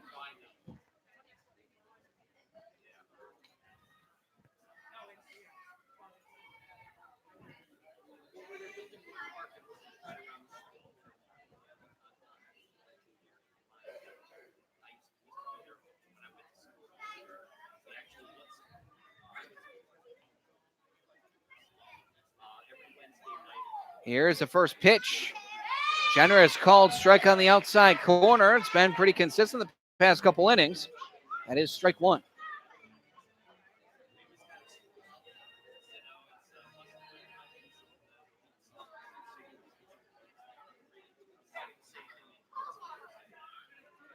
Here's the next pitch. Big swing and miss.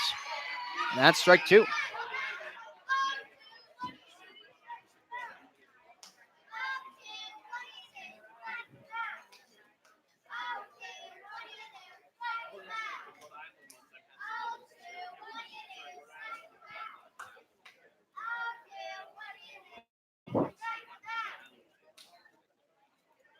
Runner goes. The pitch called. Strike 3. That is a stolen base as Cormier was going to cover.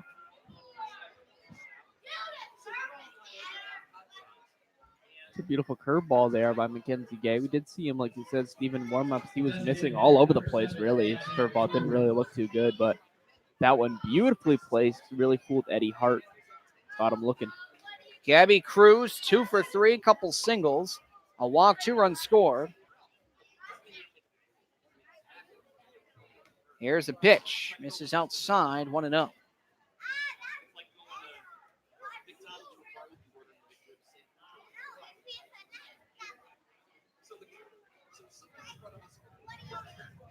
Pitch, inside swing. Oh my goodness. Just over the dugout. Thankfully so. That was a dangerous ball if that got in the dugout. Yeah, that was an absolute rocket off the bat of Gabby Cruz. I couldn't see it from this angle as I have the press box off to my left, but if that was indeed ticketed for the dugout, that could have been trouble. Pitch that misses upstairs. Now 2-1.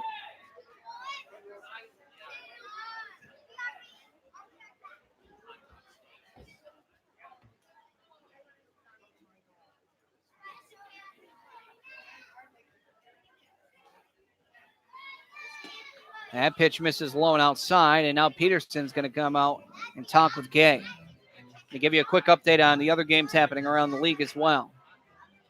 Yes, indeed. Taking a look at some FCBL action. Only 2 other games happening right now besides this one. Worcester has opened up their lead on Westfield. They're currently up 5-1 are the Bravehearts. They've put up now 6-1 actually.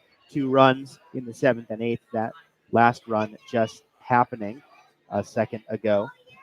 So Worcester up 6-1 there, and then Bristol up 2-1 on the Nashua Silver Knights. That one in the top of the 7th. Worcester 5-1 over the Westfield Starfires. That's in the top of the 8th. That's what's going on around the FCBL as the Brockton Rocks lead your Pittsfield Suns 8-3. Curveball misses well inside. Time is called, and it looks like that got a piece of him. Time was called by the umpire, so I'm going to... Yeah, hit him. Yeah, I'm going to put that down as a hit by pitch. I saw no indication by the home plate umpire, but I think it's safe enough to say. Gabe Gioso, 3 for 4, 2 RBI double and a run scored last time up. Last time he was out, he ended the first with a fielder's choice that he grounded into, shortstop to second base, which ended the inning. Otherwise, single, double. First pitch, misses low and outside, 1-0. Well, Suns are just 1 out away here, getting out of this inning and trying to make a comeback rally in the bottom of the 9th. It's going to be a deep one, but they're all able to do it. Hopefully down 5. Hot shot heading into left, and that will dunk down for a base hit. 1 run will score. And they're going to hold up the runners at second and third. Another RBI double by Gabe Gioso. And they now lead it by a score of 9-3, tripling up the Suns.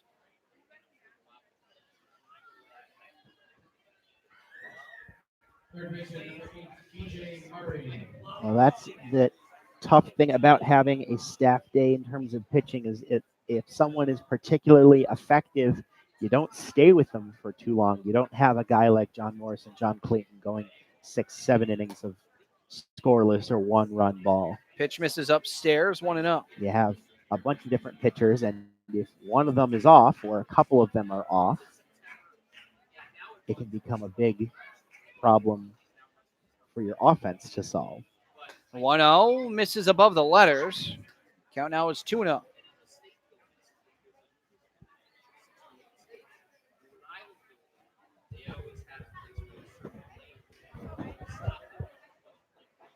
Here's a 2-0.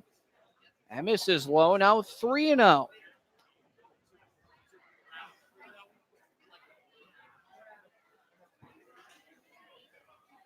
Brockton Rocks have had the Pittsfield Suns number all season long, and that trend looks like it's going to continue here today unless a huge rally is set for the bottom of the ninth. That hits the inside corner, barely. The count is 3-1. Mackenzie Gage is looking to get out of the inning now.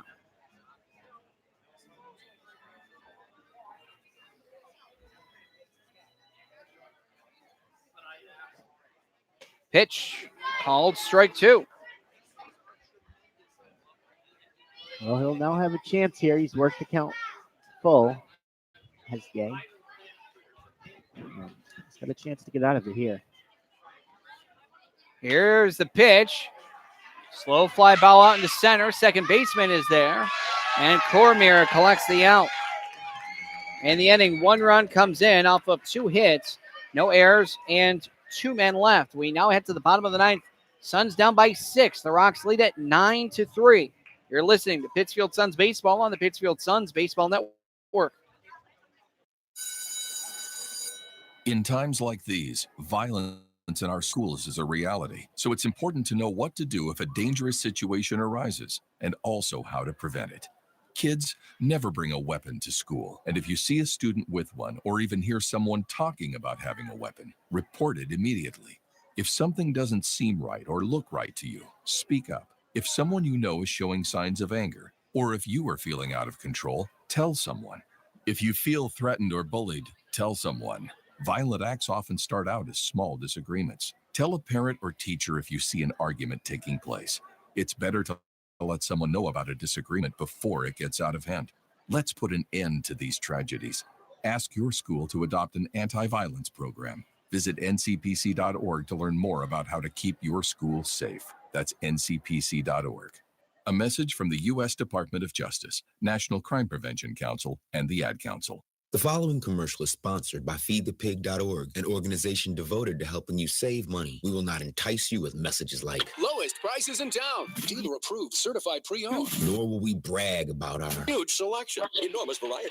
We will offer no contingencies like See store for details. Legal exclusions apply. Because we simply want to help you spend smarter and save better. Log on to feedthepig.org. Find the benefits of saving for every stage of life. Brought to you by the American Institute of Certified Public Accountants and the Ad Council. You're listening to Pittsfield Suns Baseball on the Pittsfield Suns Baseball Network at Pulled Out Field at Wacona Park in Pittsfield, Massachusetts. Billy Madewell, Steve O'Brien Jr., Colin Quinn on the call as we head to the bottom of the ninth. And the Brockton Rocks all over the Pittsfield Suns now late with a 9-3 lead for Brockton. It will be the 6, 7, 8 hitters scheduled to be Faircloth, Hughes, and Kronk. Faircloth 0 for 3, 2 strikeouts, and a double play ball that he grounded into. First pitch. That's right down the middle. Called strike 0-1. Svanson going to stay out there to finish this one off. Brockton Rocks pitching has been so good here in this game. Just one blemish really in the first inning by Sinicola. Pitch. Just missing inside. The count is 1-1. That's right. 3 hits in the first, including a 3-run homer. Since then, 1 hit and 4 walks. That's amazing pitching.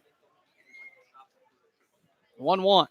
Swung on. This one going right to the first baseman. Gioso on a humpback line drive for the line out. 1 gone. Center fielder number 34, Dom Hughes. Dom Hughes will now take in. He's 0 for 3. Much like Faircloth, he also has 2 strikeouts. A fly out to his detriment today as well. Kyle Kronk is in the batter's box, so it looks like no pinch hitter. First pitch misses outside against the lefty. Count is 1-0.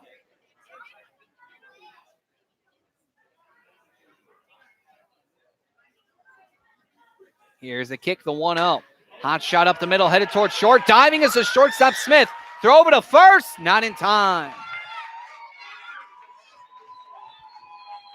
What a great stab there by Spencer Smith at short. He's going to take a bit of a walk there to recuperate himself after that hard play.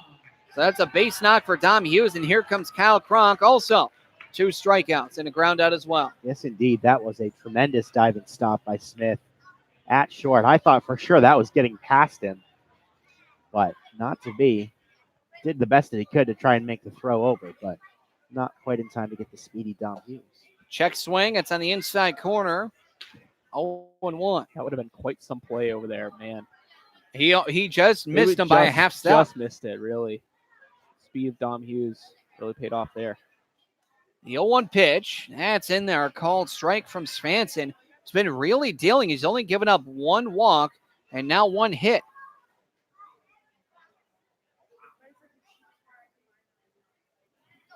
Here's the 0-2. Swung on a miss for strike 3. And now the last chance for offense will come up to second baseman number 5, Nate Cormier. Second baseman number 5, Nate Cormier. He is 0 for 2 with 2 groundouts to short and first. He's also got a walk in between.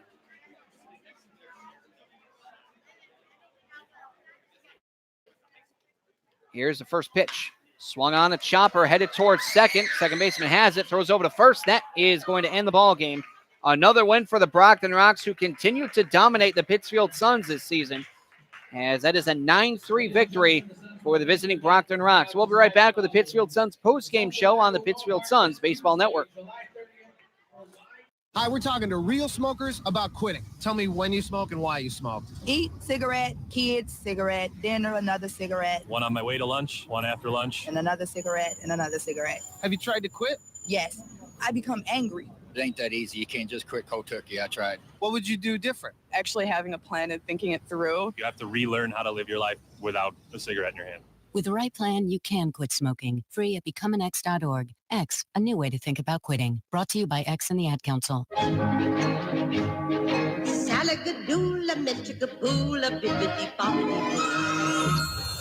must be your fairy godmother. Yes. It doesn't take a fairy godmother to tell you that the right fit means everything. Good heavens, child. You can't go in that. Children under 4'9" need to be in a booster seat because they aren't ready for adult safety belts alone.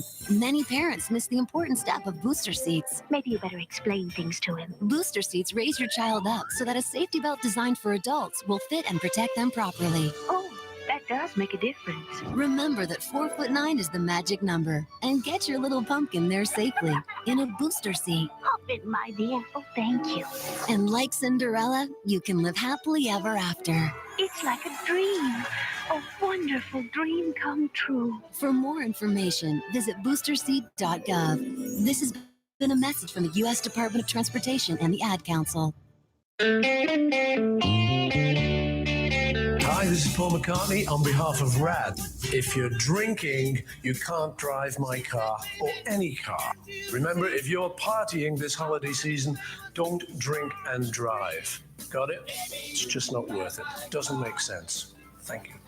Yes, I'm gonna be a star. Public service message brought to you by the U.S. Department of Transportation, RAD, the National Association of Broadcasters, and the Ad Council. Welcome to the Pittsfield Suns post-game show on the Pittsfield Suns Baseball Network. Now, back to Paul Dowd Field at historic Wacona Park in Pittsfield, Massachusetts, with your host, Billy Madewell, Steve O'Brien, and Colin Quinn. Ladies and gentlemen, welcome to the Pittsfield Suns post-game show here on the Pittsfield Suns Baseball Network. Thank you so much for joining us or staying with us. My name is Billy Madewell. Alongside me, as always, Steve O'Brien Jr. and Colin Quinn. One word for this baseball game, pitching, and that is in favor of the Brockton Rocks. Well, it has been all season long. Brockton has the second best team ERA in the league right now. There's a reason for that. Their pitching was outstanding. The first 3 batters ended up being a fluke. After that, the Suns could not get a base runner past second base for the other 8 innings of batting. This Brockton team has been Pittsfield's bane all year, and that does not portend well for the playoffs. Nick Sinicola was so good here today. 5 innings, got cut short of a sun delay. Unfortunately for him, he could have easily broken his 12 strikeouts in a game record, getting 13. and kept going. But unfortunately for him, he just caught a sun delay and had to exit the ball game a little bit early. But pitching after that was great for the Rocks. Lynchy was so good. Just went one inning, faced 3 batters, and then Matt Svanson coming in, closing the game out. 5 strikeouts in 3 innings is not too shabby as well, just giving up 1 late hit in the bottom of the 9th inning. It was an all-around great effort by the Brockton Rocks, and the Suns back-to-back games just didn't have it. And this is how everything panned out, as here's a quick tip.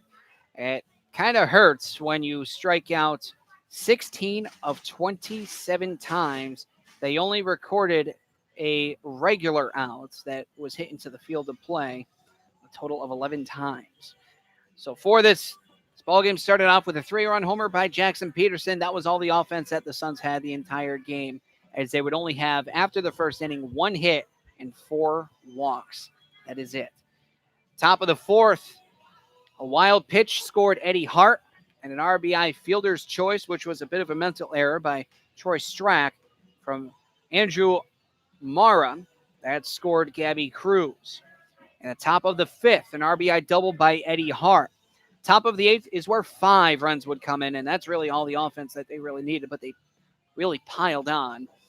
It was a 2 RBI double by both Gabe Gioso and Andrew Mara, as well as an RBI single by Mark Goulart. And then in the top of the 9th, an RBI double again by Gabe Gioso. 9 runs, 13 hits, no errors, and a total of 5 men left on base for the Rocks. For the Pittsfield Suns, 3 runs off 5 hits, no errors, and a total of 6 men left on base. And now we're going to look at, for runners in scoring position, 6 for 13 with all 9 runs coming in for the visiting Brockton Rocks. The Pittsfield Suns 0 for 6 with only 1 run coming in, which is a mistake. That did not happen. So it's really tough for the Pittsfield Suns as they drop this one by a final score of 9-3. And not only are they now in 3rd place, but if the Bristol Blues, if they win, because the Suns are technically in a tie with the Bristol Blues, if the Blues win, which they are on pace to in the top of the 8th, they are leading 2-1 against Nashua, they would have Pittsfield Suns going all the way from tied for 2nd to 4th. That is a big drop. That's how close the standings have been all season long, just like that. Couple of losses in a row for the Suns, and they drop out of 1st place and now down into possibly 4th place, all alone down there in 4th place. So you never know what can happen in just a couple of games, just like that. Winning pitcher goes to Matt Svanson. He now improves to 3-1. Getting the loss in his debut is Dante Moran going 0-1. A blown save is technically charged to Robbie Cobb. So the Pittsfield Suns, they drop this one again to the Rocks by a final score now of 9-3. Tough luck loss for the Suns. Really just going to get any hitting going off the amazing pitching by Sinicola, who tied his season high with 11 strikeouts, who's certainly inching closer to Jack Fox, who has 13 in one game and also leads the league in strikeouts as well with, I believe, 61. For the Pittsfield Suns player of the game, it's got to go to Jackson Peterson. He went 1 for 2 with a 3-run homer and 2 walks. And tonight for the Pittsfield Suns pitcher of the game, you look at the pitching down the line, and really, I do have to say, Ryan Langford had a fantastic line. 4 innings, only 2 earned runs off of 3 hits, 1 walk, 3 strikeouts. I think he's more than deserving of that, considering how long he had to pitch. And he held his line. Indeed, he held his line. He was pretty strong for most of the day. He had 1 hiccup inning, being the final inning he pitched, the 4th. But prior to that, he had retired 9 out of 10 batters that he faced. So not a bad day for Mr. Langford.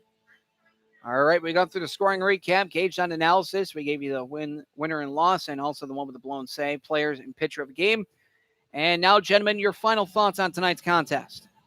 Well, for the Suns, I think you just really got to halt this losing streak if you want a top 2 spot and a first-round bye in the playoffs. I mean, the Brockton Rocks have had your number all season long, and thankfully you are, I think you have one more road game left with the Rocks. Yep, one more, August 3rd. One more game with Brockton, and then you can really forget about them. Hopefully, maybe see them in the playoffs and get their number right back. But this 2-game losing streak has to end tomorrow against Worcester, and just, I don't know, this is a different Suns team over the last 3 games that we saw. against Worcester, against North Shore yesterday, and now against the Brockton Rocks here today. So got to bounce back and really have a victory tomorrow against Worcester. Well, the Suns offense, I think, has to be able to pick things up a little bit. They've not been hitting tremendously well, with the exception of that 13-12 win over Westfield. There was a time when the Suns were near the top of the league in terms of team average. They are now dropped down to 5th. And here, how about this for a little stat bit for you? The bottom 4 teams in terms of team average: Brockton 249, Pittsfield 248, Nashua 247, and Westfield 246. Those are your bottom 4 teams in terms of average. Pittsfield's got to climb up those rankings a little bit if they want to get anywhere deep in the playoff run. This ballgame started at 6:01 p.m., ended at 9:02 p.m. after we had a 26-minute sun delay from 7:33 to 7:59 for a game time total of 2 hours and 35 minutes. The next time the Pittsfield Suns play, there's a couple road games and a couple double headers. Pittsfield Suns travel tomorrow to Worcester. As well as that, they also travel to Westfield. That's on Sunday and also on Monday. So for the Pittsfield Suns tomorrow, they take on the Worcester Bravehearts. And then, again, you look at Westfield, and the Suns are going to have a double dip out in Westfield as well. The next time the Pittsfield Suns play will be on July 30th, as the Pittsfield Suns host for the final time, and they face off against for the final time this season, will be the Nashua Silver Knights. And gentlemen, unfortunately, you will not be here, as we have a one-game promotion with Camp Winnetou. We're going to be doing a new game there, and this is going to be a fun one. It is going to be my honor to, for the first time in my career, we're going to have a female broadcaster up in the booth. Very nice. And I am more than happy to share that news with you. And it's going to be a fantastic game. I've scouted these two, and they're fantastic. But I'm going to leave it there. I'm going to draw this along, and we're going to wait until Tuesday. But, gentlemen, thank you so much. You're more than welcome to come by. Colin, it might be a struggle for you because you live out in Westfield. Steve, you're more than welcome to come along, join in the booth, and just have pretty much good old fun. And maybe have a 4th broadcast member if you feel like coming. Otherwise, don't worry about it. Enjoy the day off. The next time that we'll have you guys on will be on Friday, August 2nd. What a ball game this was, as the Rocks, again, they continue to dominate the Suns along the season head-by-head rankings. They defeat the Pittsfield Suns by a final score of 9-3. Ladies and gentlemen, that is going to do it for us. Alongside Steve O'Brien Jr. and Colin Quinn, for players, coaches, umpires, and fans, this is Billy Madewell signing off, saying thank you for tuning in to Pittsfield Suns Baseball on the Pittsfield Suns Baseball Network. Have yourself a wonderful evening. We'll talk to you all on Tuesday. Pre-game set for 6:15 against the Nashua Silver Knights. Thank you for listening to Pittsfield Suns Baseball on the Pittsfield Suns Baseball Network. Please join us next time for more exciting baseball action from Paul Dowd Field at historic Wacona Park. This play-by-play broadcast of Pittsfield Suns Baseball was a production of the Pittsfield Suns. Any reproduction, retransmission, or other use of the accounts and descriptions of this game without the expressed written consent of the Pittsfield Suns is strictly prohibited.